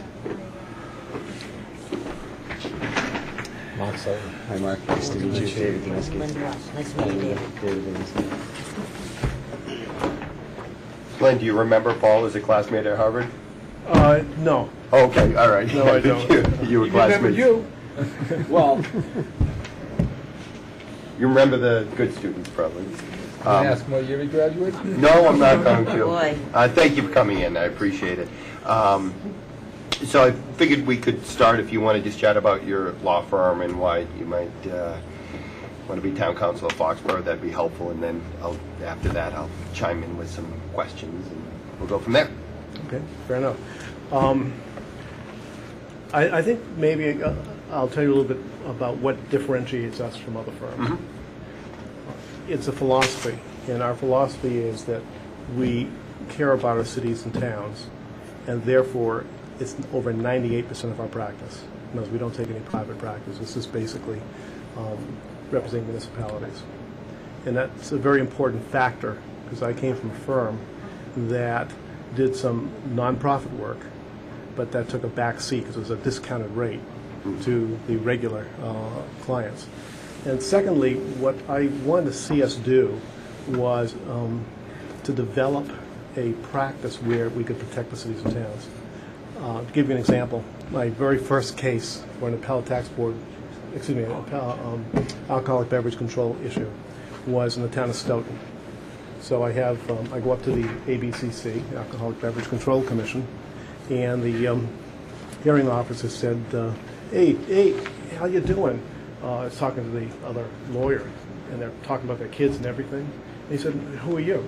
So I said, my name's Leonard Copeland, the council of the town of Stoughton.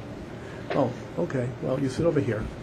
And how many cases, if you have one or two towns, do you do a year in appellate tax board work or alcoholic beverage control? You just don't do that many, I can tell you. So I didn't feel that the town got a fair shake. And why is that? Because if you have a license, any type of license, and something goes haywire with it, what do? You go to the best lawyer who specializes. That means that's all they do, or a lot of it. And so you're up against that type of person. So I felt this wasn't right, and I spent the next several years developing a firm which now represents over a third of all the cities and towns in the Commonwealth as the sole lawyer, including labor, cable TV, you name it, we do it. And we even do the schools with some of these people, and school labor, the towns with town council. And in addition, we do another 110 cities and towns as special counsel. So it's actually worked. So then the question you might ask is, well, if you're all that good and everything's like that, what are we going to do? Get 50-odd lawyers walking through the town hall? It's the last thing we want to see. It's the last thing you want to see. And believe me, it doesn't make any economic sense to have multiple lawyers, especially when you're looking at the planning board regs and zoning laws, bylaws. So what we have, we put together a very, very small team, 2 to 3 people, and then labor for hired as labor counsel. So, and you'll see that the if we do your tax collection, you'll find a person doing that. It's an arcane area, which I know very little about. And if you had cable TV and you're using us, you do that every 10 years. You see Bill Hewitt. So as a practical matter, that's how we operate. And over half of our towns have been with us for almost 20 years, certainly over 15. And we have cut the budgets. And every town we've come into within 1 or 2 years, even if we're more expensive per hour, because what we did is we hired some law clerks and some scanners we rented. We scanned our material going back over 20 years, about 8-9 years ago. So we have all of our material that's on computer. So if the town manager said, look, I want to build an addition to fire or police, or I want to build a brand new whatever it be, we have already done it. You don't. The last thing you want to use is the standard AIA contracts. You want your own, and we can just plug in the name of the town, and it'll be ready for bid doc to go out.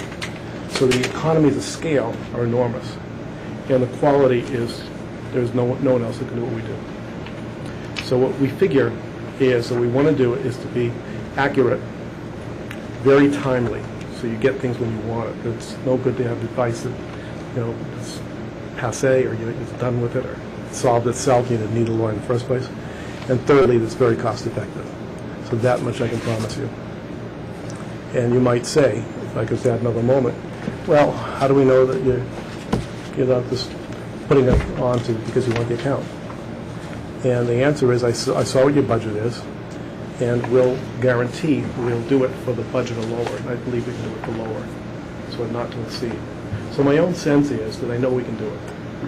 And if I come out here and I tell you some things, which is now being recorded, and you were to hire us, and it didn't work out, what would happen I'd have 5 selectmen going around the Selectmen's Association saying, these guys, they just tell you a story, and they're not worth it.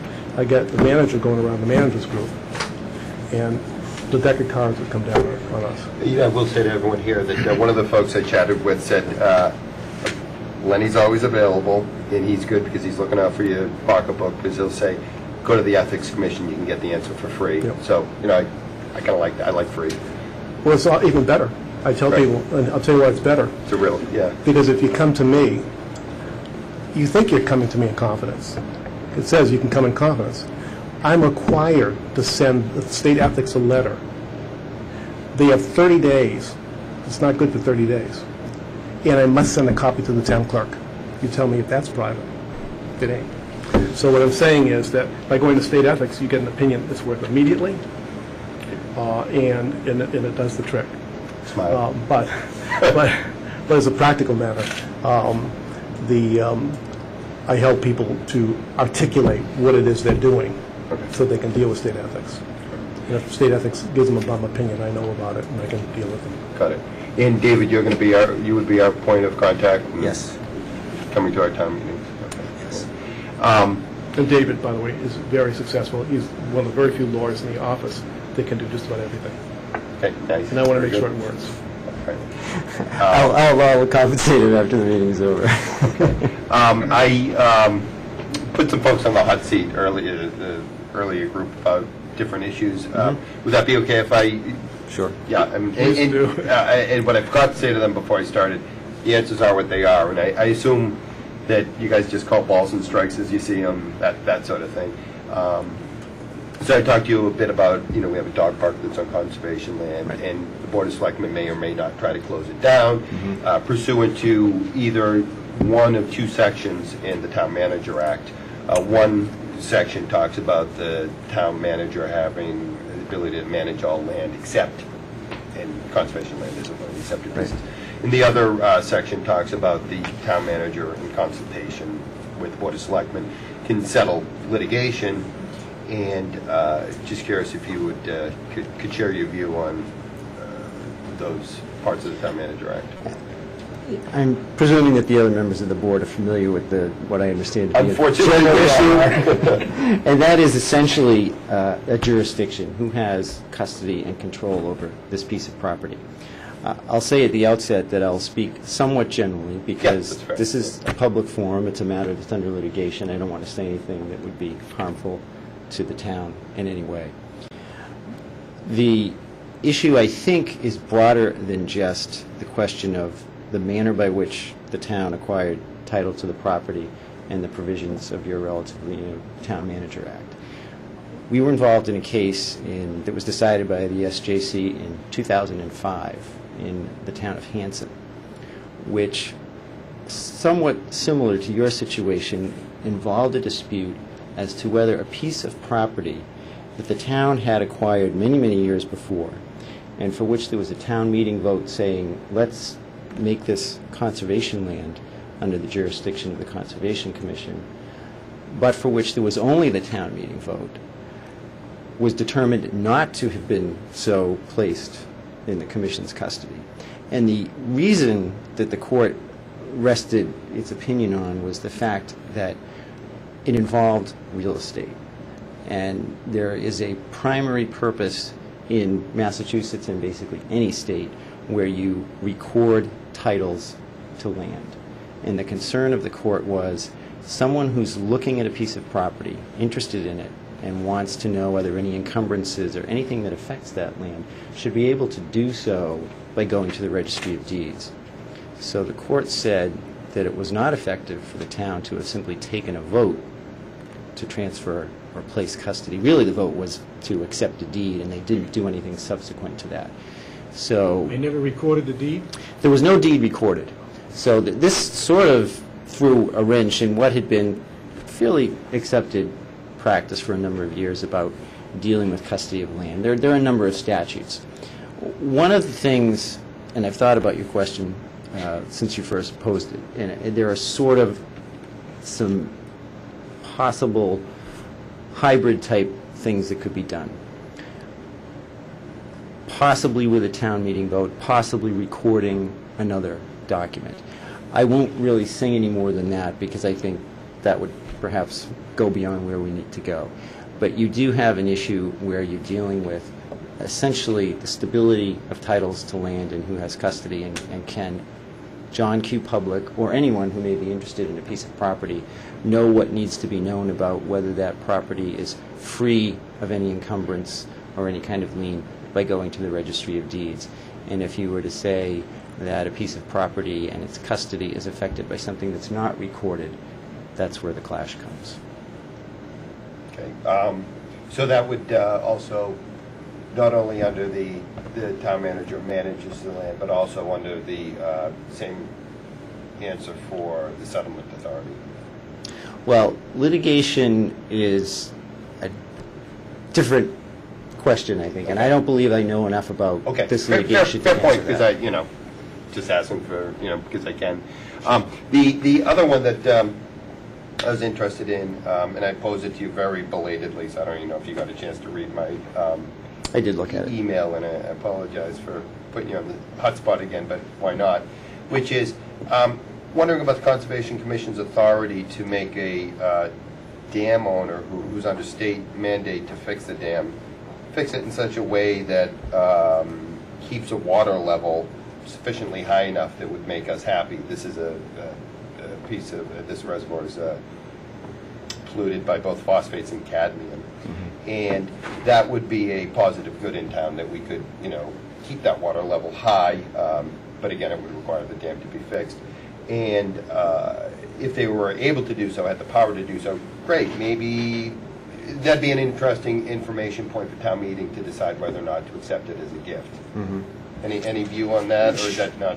No, I can offer you something. And this, again, is an area where there are two competing camps of law, if you will. Yeah. The Conservation Commission, as everyone knows, has jurisdiction with respect to wetland activities or activities within wetlands. And as I understand it, was going to receive, if it has not already, a notice of intent with respect to repair work on this particular dam. There is also jurisdiction over dams in the state under both Chapter 253 of the general laws and the Department of Conservation and Recreation, which has the authority by virtue of that statute to adopt regulations primarily for inspection, safety, repair, and construction.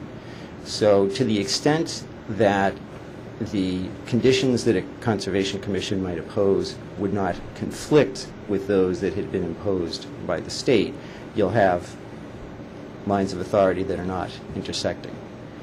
The Conservation Commission's jurisdiction extends to a number of interests that are designed to be protected under the Wetlands Act, and those include flood control and prevention of pollution, which gets precisely to the constituents that you're talking about.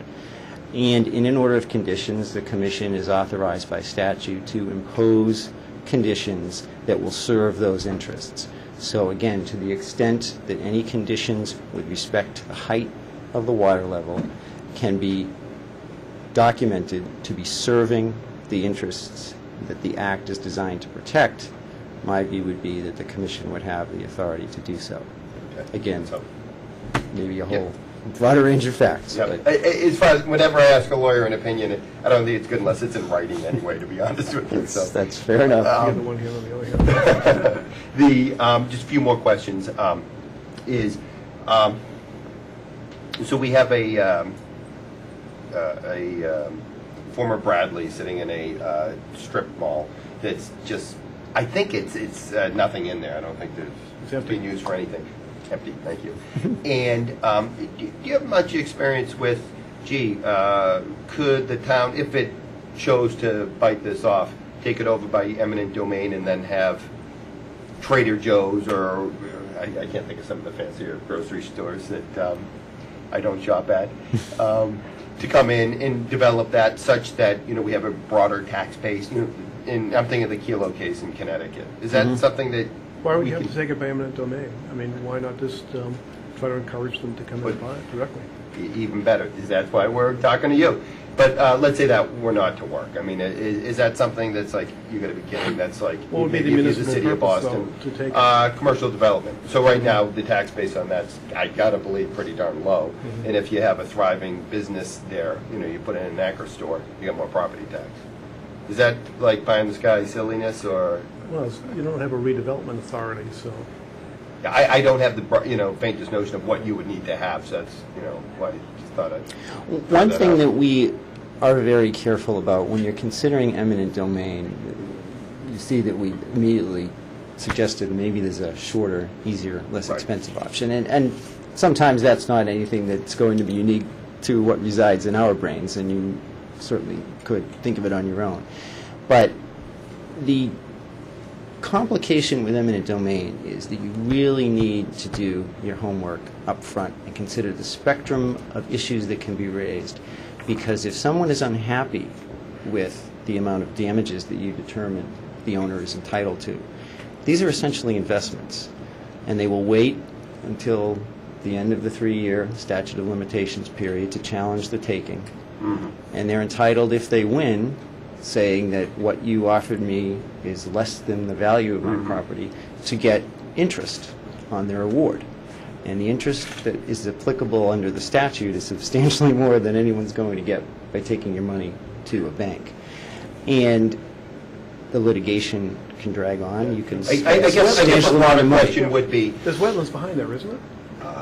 There's wetlands all around. Yeah, so I guess the broader question is, limited. I'm kind of saying, gee, this is terrible. It's just sitting there. There's not very many great I was stores. thinking the same thing. What can you do? I mean, is there any? If you have experience where you have just, I got to believe that's a nice property, but someone's sitting on it. I always feel that when there's a vacuum, it gets filled eventually. I mean, I took a look at it. They're not the only store out of business there. It's having its problems, that mall. And I agree with you, it'd be nice to have an anchor. Yeah. And I take it with the wetlands are there, and this couldn't extend parking, so I don't know. It's what you could do is to encourage people to look at that property. Yeah. I mean, you can go to the owners, find out who the owners are, Yep. which may not in fact be who's the name of the former department store. Right. Yeah. No, I think so. Okay, but that's helpful. Well, Paul's not claiming to be in the development.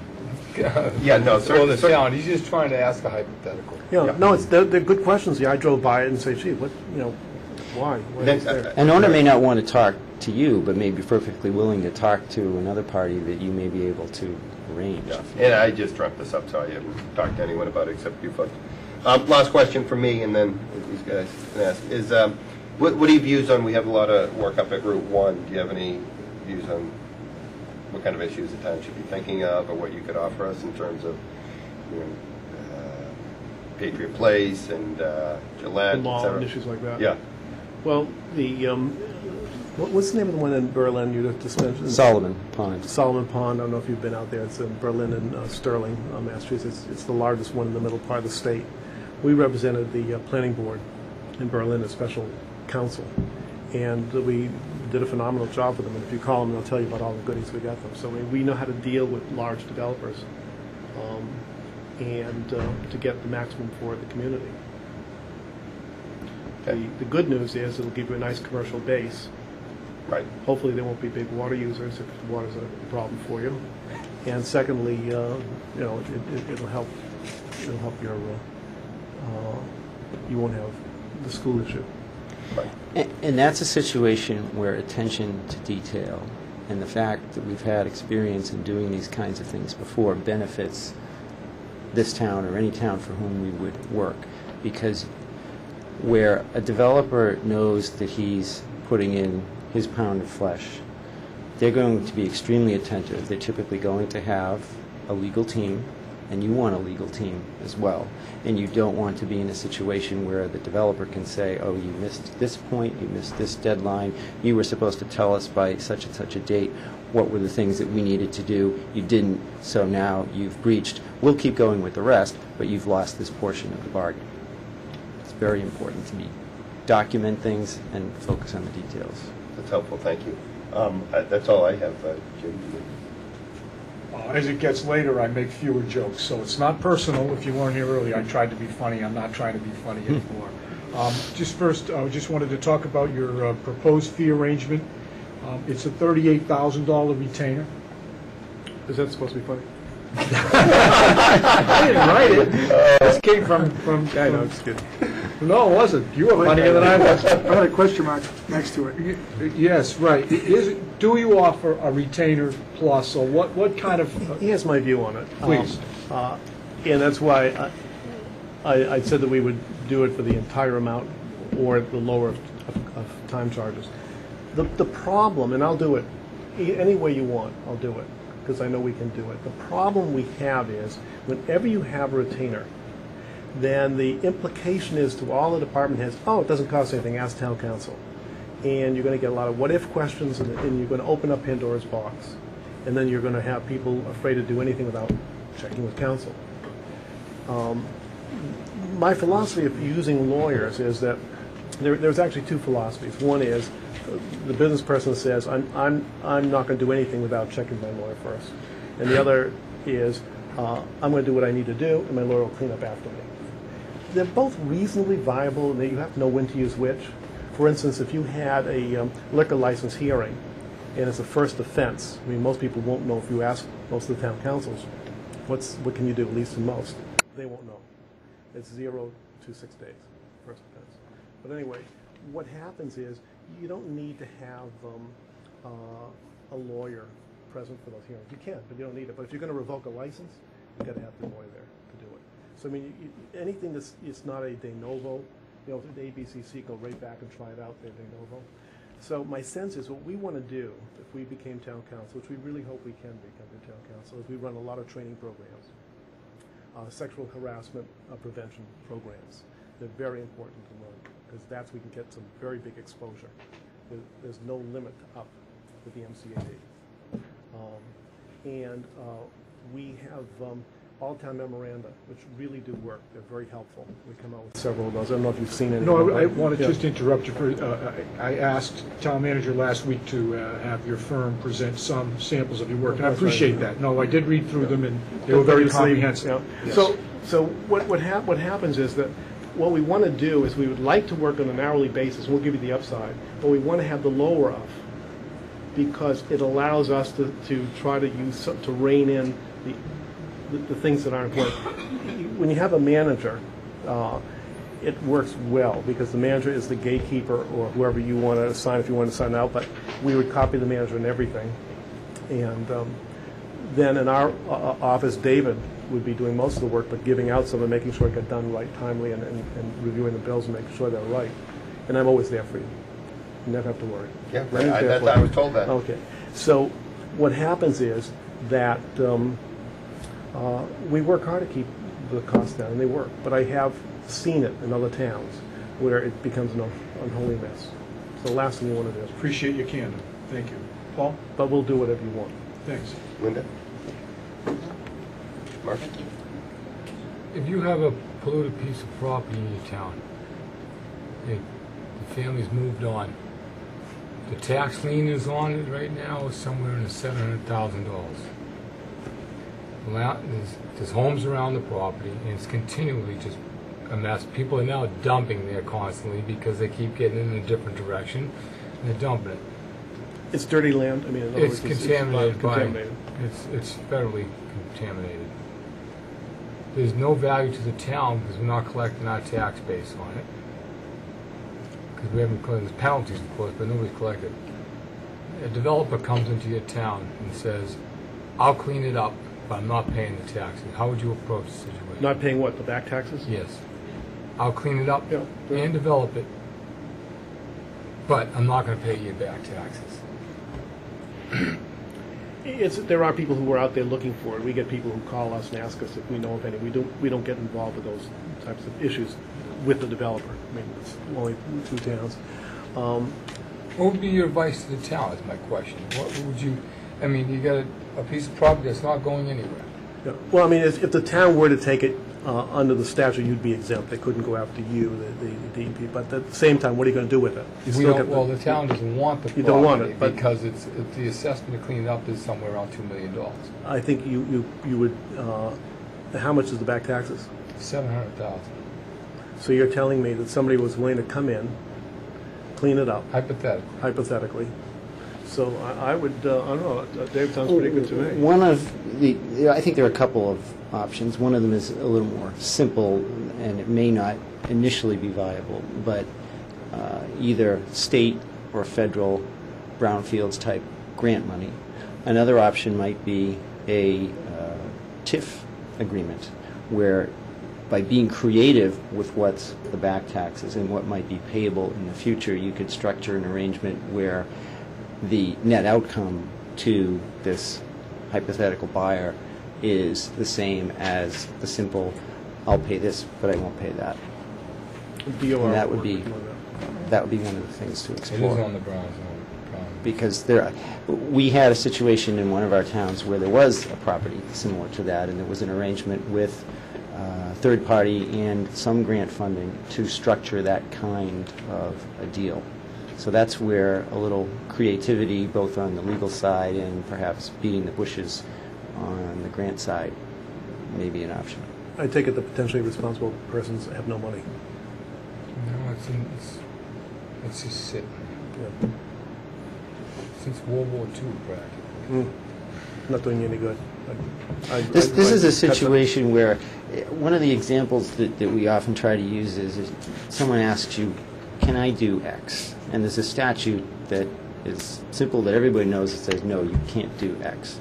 So then you have to say, well, what are the ways that I can do and get from point A to point B and not do X? And that's what your lawyer should be doing for you. Not just saying, no, you can't do it, but let's brainstorm. What other ways can we approach this? And the answer might have been yes, but there are better ways of doing it too. So I mean, we really want to know what you want to do, and if you tell us what you want to do, we'll get it done.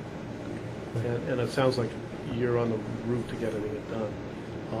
And while we're on that route, let me tell you about something that I noticed in almost every town I walk into. And I didn't get a chance to look at your census maps that are out there. But quite often there will be parcels where it says owners unknown. I'm sure you must have some that say owners unknown. If it does say owners unknown, what it means is that the assessors don't know who to tax it to. And it may be yours, it may belong to the town, or it may belong to him or somebody else. There's a statute. Doesn't belong to me, I know. Well, well, we can fix that. There's a statute, a little-known statute that allows you to do a title search on it, look at the title, find out who owned it. And if it finds out that it was his uncle that owned it, then it goes to his uncle, and he pays all forward taxes, nothing back. And you can put a lien on the property for finding that out if he doesn't pay it. So it pays you to do that. And you'll find, invariably, there'll be some parcels. And so it's a revenue enhancer. What happens is I was looking at something interesting. I looked at your annual report, and your annual report is like just about every other. In fact, it's well put together. It's better than 90% of them. But one of the things I noticed, you have all these committees. One of the committees that I would love to see each town have is a real estate committee which understands what real estate the community has and owns. Because your tax collector's out there getting non-redeemed property and taking a deed and sticking it in the tax collector's vault. And I mean, I've had cases. One was a very famous case, and it was very, very briefly in Situate was the Jenkins case, where they wanted to close an elementary school, so they closed that one. It made the most sense. But there was a reverted clause. In other words, it said if it weren't used as a school, it goes back to the heirs. And that does not last 50 years. It goes permanently. So what happened is the heirs came out of the woodwork. And they donated the land, not the building. And so they were going to get the building. I lucked out. I lucked out because they had leased it to a hairdresser, but most of the space was taken by a dancing school. So I claimed it was educational and won it, because the judge was obviously very sympathetic to the town. So I would love to see towns understand what they own. That's good advice. I think that's very good advice. And one of the things we try to do is try to look towards revenue enhancement. If anyone does something wrong in the community, doesn't pay taxes or tries to require enforcement that shouldn't be required after letters from the building inspector, we try to go after that person to pay the fees back to the community and not just make the legal expense a drain on the community. So we're there fighting for the community. Anything else, or should we move on? No. Time's of the essence, actually. Okay. That means we move out. Great. Well, No. we're just a little behind. That's Yeah. No, it's okay. We're always, Thank you we're so much. usually Thank you here for your till time, I really appreciate it. It's very- Thank you, David. till midnight anyway. Glenn, nice to meet you. Thanks, David. Thank you. Nice to meet you, man. Thank you. Sure. Nice to meet you, Len. Thank you, David. David, here, I'll just give you a card to make it Oh, easier. okay, that would be very good. I always like it when people. Oh, really? Want to take a 5-minute? Let's see. 1 minute. Thank you very much. By the way, my congratulations on the stability of having town council as long as you did and town manager as long as you did. That's great. Are all 4 still showing? Thank you, David.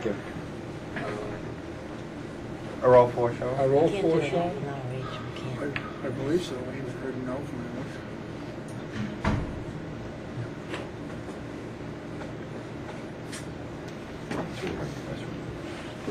Why don't we take 5-minute recess? Seriously. This one's every-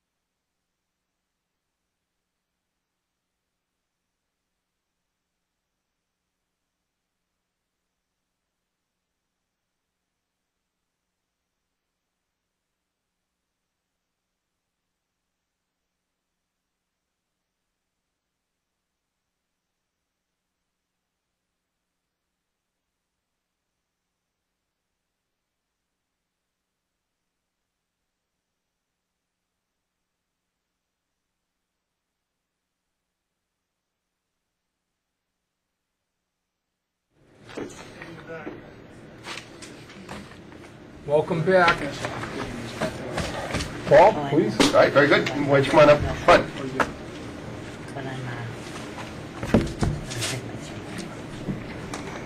And so I've been asking folks if they could just explain why you think your law firm would be right for Foxboro, and we'll go from there. Be happy to do that. Great, thanks. Thank you very much. Thank you, members of the board, for inviting us to come in for the interview tonight. It's a pleasure to meet you. My name's Pat Costello. This is Jenna Caruso, my associate. We're interested in this position, quite frankly, because this is what we do. I've been practicing law for 23 years, and throughout that period of time, I've been representing municipal entities.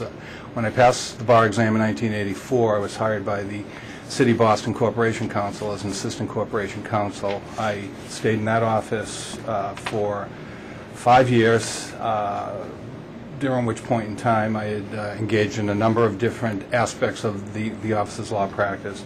I was appointed the city's conveyancer. After 2 years, I was in charge of all real estate transactions that the city engaged in, attended all the zoning board of appeals hearings, drafted the decisions in zoning board of appeals matters, and I was quite happy there. It was a very great experience for me. I tried my first case after being there for 2 months, and it was a wrongful death case in the United States District Court. It's a great way to learn. I mean, you learn by fire, and I think for any young attorney, particularly one who's interested in municipal law, that was a fabulous experience. So that's how I get started. I was an assistant corporation counsel for 5 years, at which point in time I went over to Copeland & Page, and I was an attorney at Copeland & Page for 9 years, 5 of which I was a partner with the firm. And in 1999, I left Copeland & Page to go into partnership with one of my former associates at the Boston Law Department, Doug Lewison, who is my partner today. Doug and his former partner, Nancy Merrick, who was also assistant corporation counsel with me, left the city in 1987, opened their own firm at that time, and engaged in public defense work. Doug and Nancy were 2 of the preeminent public officials liability defense attorneys in the state. Doug still is a very renowned name in the law enforcement business. In fact, I think our firm has handled a couple of cases for the town of Foxboro over the years. Nancy became a Superior Court judge. She is still a Superior Court judge. I joined Doug in 1999, and at the time the firm was called Merrick, Lewison & Costello. I brought with me my municipal practice. I've continued to engage in that practice right up through the present time. We've grown that practice. We intend to grow that practice. We intend to stay in that business. Right now the firm is entitled Lewison, Costello, Condon, and Pfaff. 2 of our longtime attorneys, Dave Condon and Steve Pfaff, were added to the letterhead in recognition of the years of service and the quality of work they had provided to us. We are currently a 10-lawyer law firm. We have offices in downtown Boston. We practice largely in the field of municipal public employment, public liability defense. We represent cities, towns, insurance companies who insure public officials. I am currently town counsel for 3 communities, the town of Mashpee, the town of Blackstone, and the town of Uxbridge. I am an assistant town counsel for the town of Marblehead. I handle all of Marblehead's construction work and certain other matters that are assigned to me by the town manager. We serve as special counsel in various capacities for approximately 70 to 75 cities and towns. We do a lot of tax collection, assessing work, municipal finance work, as well as represent towns in discrete litigation matters. And experiences are very broad. I've had the good fortune to be involved in a lot of unique situations, and I know this town with the Patriots right down the street has a unique situation in dealing with the facilities and the growth that you've had down there. I have worked with communities negotiating agreements with electric power plant companies that have come into town, build large facilities. I recently represented the town of Mashpee in its negotiations with the Mashpee Wampanoag tribe, and we just recently were able to hammer out an intergovernmental agreement, a little different animal than an intermunicipal agreement, which I'm sure you're familiar with. But we, after 2 years of hard negotiations and very unique issues, were able to forge a good, solid relationship between the tribe and the town, which is very important to not only the governing officials down in Mashpee, but the citizens of the town. So that was a very rewarding and very satisfying experience for me. And as I say, working for municipalities is what I do. It's what I always have done since I've been a lawyer. It's what I intend to do for the remainder of my career. And I'm honored and feel privileged to have been invited by you folks to come down and interview with you tonight. Great, thank you. I was hoping to just run down some issues that we've talked about on the phone over the last few weeks. And again, your answers are what they are. And you know, I suppose you call balls and strikes right down the middle, not, you know, gee, Mortensen, I'm wanting to give you the right answer. So whatever the answers are, they are the answers. Right. We talked about dog park in town, conservation there. And Board of Selectmen may or may not vote to close it down in order to settle litigation about it. So fraud case in land court. And it's a question amongst the board whether or not we have the power to do so under the Town Manager Act, which I think I faxed to you. Do you have any views on that? The power to shut down the dog park? Yeah. Well, the issue that concerned me when we discussed the overall circumstances, Paul, was the fact that the property was apparently initially acquired as conservation land. Right. And when that is the case, as I indicated to you when we discussed on the phone, typically that land falls within the jurisdiction of the Conservation Commission. They have the right under Chapter 40, Section 8C to acquire land with either their own funds or funds appropriated for acquisition by the town otherwise. And in that particular situation, the interesting issue appeared to be whether or not the dog park and the ancillary improvements to the land that were made, whether it's erection of fences or other matters, did in fact constitute a legitimate conservation use in terms of passive recreational use. So whenever I'm determining the jurisdiction of one town board as opposed to another over real property, I first look to the circumstances under which the property was acquired by the town. And typically when property is acquired by a Conservation Commission, I assume by vote of the Commission and vote of the Board of Selectmen, it typically falls within the parameters of Chapter 40, Section 8C, which makes it conservation land and would give a Conservation Commission at least facial primary control and jurisdiction over the property. When you get into other situations, such as perhaps exceeding the permissible or legal scope of use of land, then there may be some rights or powers in other town boards to assure that the property is being used properly and in accordance with provisions of law. It is, after all, town-owned land. One board cannot exceed its authority without, in my view, some supervision or some oversight by other town boards who may also exert jurisdiction. So, to make a long story short, and I'm talking like a lawyer here, giving you a lot of mumbo jumbo, but I think it's initially conservation land, would be under conservation control. The real question is whether or not the use of it as a dog park is consistent with and appropriate for conservation land. And if it is determined ultimately by a court or otherwise that that is not an appropriate use, the court will likely enjoin that use, prevent it from going forward in the future, and require that the land be used for appropriate conservation purposes. What about in contemplation of settling litigation? Do we have the authority in that regard? Typically, yes, under a strong town manager form of government, or just generally speaking. It is the Board of Selectmen of a town that maintains the ultimate authority, typically by municipal charters and bylaws, and general law for that matter, to settle litigation to which the town is a party. I don't believe the Conservation Commission would have legal authority to trump a determination by the board as to the use of town-employed attorneys or to whether or not to settle any particular piece of litigation to which the town of Foxboro is named as a party. Okay, that's helpful. Thank you. That was good lawyerliness.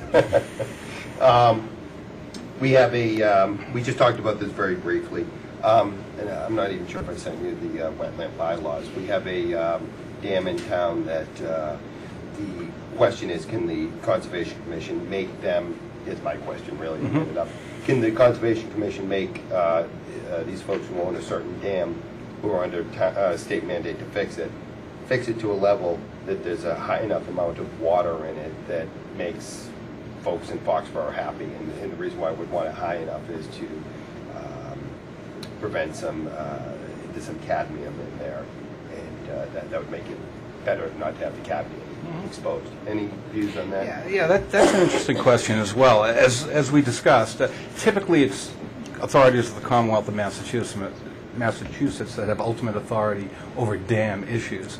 And as I expressed to you during our discussion, I have had experience in the past with towns taking over dams, whether involuntarily or voluntarily, and I would certainly suggest that a town proceed cautiously if that is ever on your agenda, because they are very expensive to maintain. They are high-risk improvements, and quite frankly, with the environmental regimen that applies to them in the waters they hold, they can be very difficult and expensive for towns to own and We would maintain. get this one brand spanking. Okay.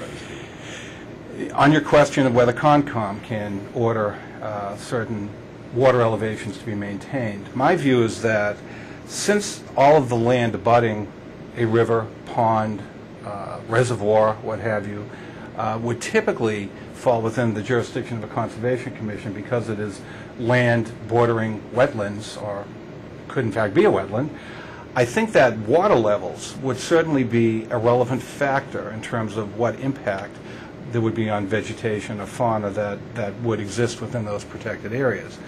And given that fact, and the fact that the Wetlands Protection Act generally applies to any alteration or change in protected areas, if the relative level of water in this dam would have an impact on any of the vegetation or areas directly abutting these bodies of water, I think the Conservation Commission could exercise jurisdiction over the property and impose reasonable restrictions to maintain the nature of vegetation and the type of land that exists. We may have on the warrant a sewer proposal that folks, Board of Water and Sewer would like to extend where there is sewer currently in the town. Basically, it's a case study right now. We're going to figure out what might actually be proposed at the next town meeting. Do you have any experience in intermunicipal sewer plans and just generally sewering a town, or any thoughts? Sure.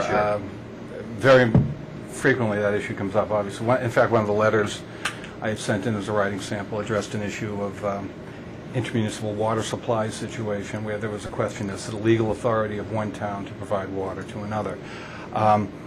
In fact, one of the towns I'm representing right now, Mashpee, is in the midst of its own deliberations and discussions on building sewers within the town. And I've met with the Board of Sewer Commissioners down there, and they're currently, it sounds like, at the same phase you are, although they don't have any sewers in towns right now. They're starting brand spanking new with the sewer improvement program.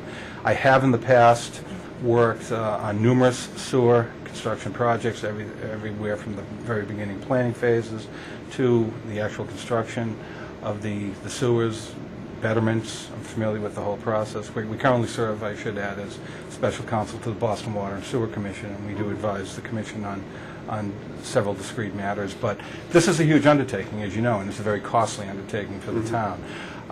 The cost for the sewer project can be allocated amongst the users of those property owners who have benefited by the project, and it's a call for this board to make as to how much of that cost is passed on to the users as opposed to what portion of it is paid through the general tax revenues of the town within your tax rate. So that aspect of it I have had a lot of experience with. I have also worked on numerous intermunicipal agreements between one town and another relative to shared sewer facilities. And more typically, one town may export sewage or wastewater to another community for treatment within that other town's facilities. Typically, in that situation, what you have to do is work out specific terms and conditions as to who's responsible for what facilities, what mains, what pump stations, what meters, and then you negotiate a reasonable compensation scheme for the treatment services being provided, and the costs are allocated accordingly. So, and then just finally for me is any views on dealing with issues we have on Route 1 with Patriot Place or with the stadium, thoughts on that? Well, I've looked through your website and just noted that back in 2005, 2006, you did have a lot of studies done in... How'd you like that website? Oh, by the way? fabulous. That's a local joke. But I was looking for a little more recent material, but what I did see was somewhat indicative of, you know, obviously the complexity of that project. And I know it's well underway now. I haven't been down there or by there, but the initial sell on those types of things is obviously the additional tax revenue that's going to be generated. I read at that time that it was anticipated that $2 million in additional tax revenue would be generated, plus some additional amenities for police and fire service and the like. Whether that's materialized or not, I don't know, but clearly, well, I'm not sure whether or not that project proceeded under any special I guess legislation. generally, I was looking for your experience with commercial development and representing the town, so... Oh, yeah. We have a similar situation. Mashpee has a huge, Mashpee Commons, I don't know if anyone's familiar with it down there, but they currently have a very unique and very novel housing component of that project, going up 485 units of housing on upper floors, where the lower floor is all commercial establishments. And we've had some very interesting meetings, discussions, negotiations with the developers in that project, both at the planning board, at the regional level, the Cape Cod Commission, and with DHCD relative to it's a Chapter 40B project, and it broke a lot of ground in that area. But absolutely, and that, like most towns, you guys are probably looking for good, strong, viable commercial projects to augment your tax base and to get some good, solid new growth in town. With the financial benefits that come from projects of that type, you obviously have a lot of saturation of public amenities. Commercial projects aren't as straining as housing projects many times because of no burden on the schools, what have you. But clearly, traffic, providing of public services, things of that nature are a grave concern and should be worked out by specific agreement with the developer as soon as possible in the process. That's all I have. Did you, Jim? Patrick, Paul gets to ask the fun questions, Yeah. and then it comes to me, and I start talking about fees. But that's been my line all night. Can you explain to us what your proposed fee structure is and how it would work? Sure. We've proposed two alternative fee structures. The first is a straight billable hour fee. What we propose to do is provide a blended attorney rate of $150 per hour, whether it's me, whether it's Jenna, who would be doing a lot of the work with me for you folks as a client. Dave Condon would also be doing a lot of the real estate related work. It will be a straight, flat $150 an hour fee. That is, in my experience, reasonable and not at all out of line what most communities are seeing from town council or proposed candidates for town council. And we have also proposed an alternative fee, which is a split retainer fee.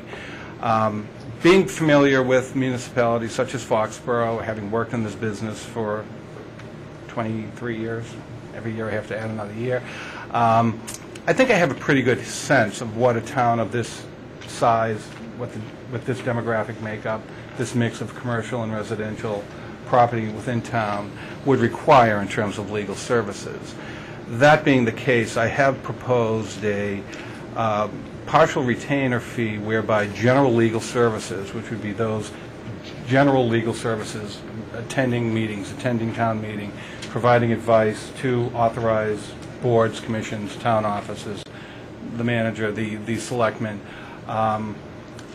would be provided at a flat rate. And I believe it was $57,600, and that's based on a time parameter. I estimated approximately 32 hours a month, I believe, on that basis at the billable rate, and I think that's, based on my experience, is a fair estimate of what this town would likely require.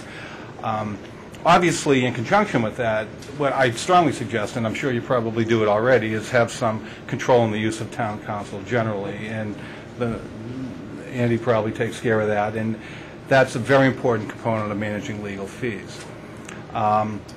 What I would suggest is that the rate I've proposed be held in place for the first year of the appointment, after which point we'll sit down, review the bills, review the services provided over the air.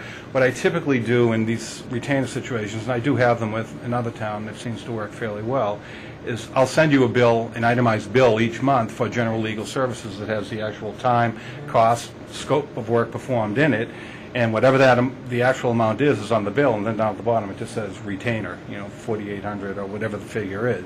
So that way we can keep track as the year goes on as to what time and cost is actually being incurred as opposed to what the effective rate of providing the legal services is. And I assure you and guarantee you that I will work with you in good faith, and I always assume the same from clients, and I've never been disappointed in that regard. We'll sit down after the first year, review the bill, determine if there is a significant overage or underage. We'll adjust the bill as such as fair and equitable. Second component of the billing under that scheme would be for litigation and other unanticipated extraordinary type services, which is impossible to estimate and guess on. I mean, we don't know what our litigation situation is going to be in any given year, or if extraordinary, I know you have separate labor councils, so collective bargaining and labor issues are outside the scope. But for example, I'm working with another town now, a power plant's coming to town, and it's created a lot of new demand for legal services that are outside the scope of what I would consider to be general legal, that's billed as a separate item, and it would be added to the bill as such. And we would bill for all of those services at the rate of $150 an hour as proposed. I feel very confident that we could hold the line if my estimate of the needs is accurate. I can honestly say each town in which I become town council has had seen substantially reduced legal fees when we've taken over, and I would strongly encourage you to call the town managers, town administrators, or selectmen in those towns and ask for their opinions of our service. I think that's the absolute best way to gauge the quality of an attorney, is ask clients how the performance has been. And I'd like to thank you for the supplemental submission of some of your writings. Yes. We had asked the town manager to ask you to do that. We appreciated that, and I appreciated your diligence to that. Thank you. Paul? I'm all set, Linda and Mark. I got one question. A large developer wants, in the state, is pushing to put the MBTA into our town. A station, commuter rail? Yes, Mhm. commuter rail and busing. Mhm. Town doesn't want it. Okay. How would you fight? Well, as you know, like the town, the MBTA has a right of eminent domain. It can acquire property that is not already devoted to a public use for what it deems to be necessary public convenience. How would you stop it? If the Board of Selectmen is opposed to this particular project, my suggestion would be that you let the MBTA know right away, that you work through your legislative delegation at the state level, your state senator, state representative, and the governor's office. Let's try to nail down exactly what the specific concerns and potential negative impacts are going to be for this town and make it known. Undoubtedly, a project of that nature would have to pass a lot of environmental hurdles to be approved, given the increased emissions of a bus terminal and the noise and other impacts, safety impacts of a potential rail station. So it won't be an easy road, even for the MBTA, which pretty much has a monopoly in that market. But there are a number of bureaucratic thresholds they're going to have to cross and hurdles they're going to have to jump over. And I think the sooner the town can mobilize and put in concrete terms what your specific concerns are and contact your legislators. That's what they're elected to do, is represent your interests and constituents' interests. So I would approach it in that vein. Thank you. Thank you. All right? Thanks so much. Thank you very much. Jenna, you going to say anything? No, this is a really exhausting night. We do it twice a month, sometimes 3 times. Thank you. Thank you. Thank you very much. Well, Thank you. Nice to meet you. Nice to meet you. Thank you very much. Nice to see you. Take care. Nice to meet you too. Thanks, Jenna. Thank you. Thanks for coming. Thank you. Good. Oh, now I feel bad.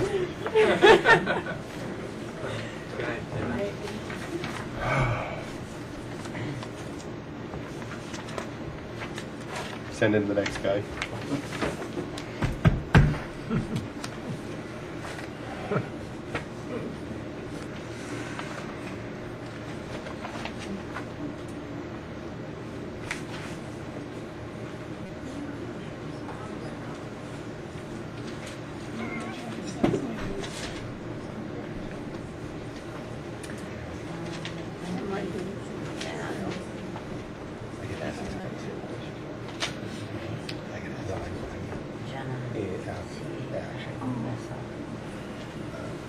evening.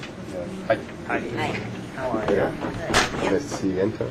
Raymond Yaris. Nice Nice to meet you. Nice to meet you. Paul Morton. Nice to meet you. Nice to meet you. Mark Sullivan. Hi, Mark. Tom Harrington. Nice to meet you. Hi, Tom. Nice to meet you. Linda Walsh. Nice to meet you. So, Tom, we got great references. When I called a lot of folks, got great references.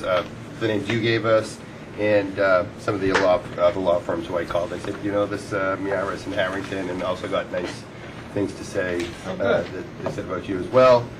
So I just wanted to share that with you. Good. Well, that's good to know. And I was hoping you could take a little time and explain why your firm would be great for Foxboro. And Sure. listen. I'd be happy to. Well, a little bit about ourselves. We are Miaris and Harrington. We're in Watertown. You have Ray Miaris and Tom Harrington.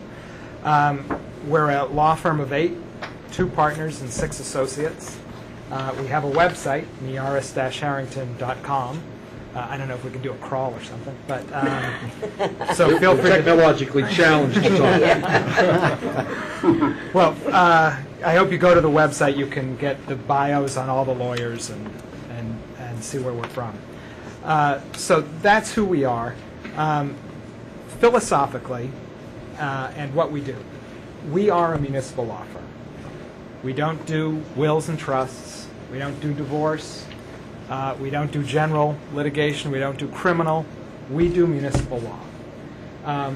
So I think that benefits Foxboro in a couple of ways. That when you hire us, if we're not working with you, we're working with other municipalities that might not have the same problems as you, but have similar problems to you and are dealing with similar statutes and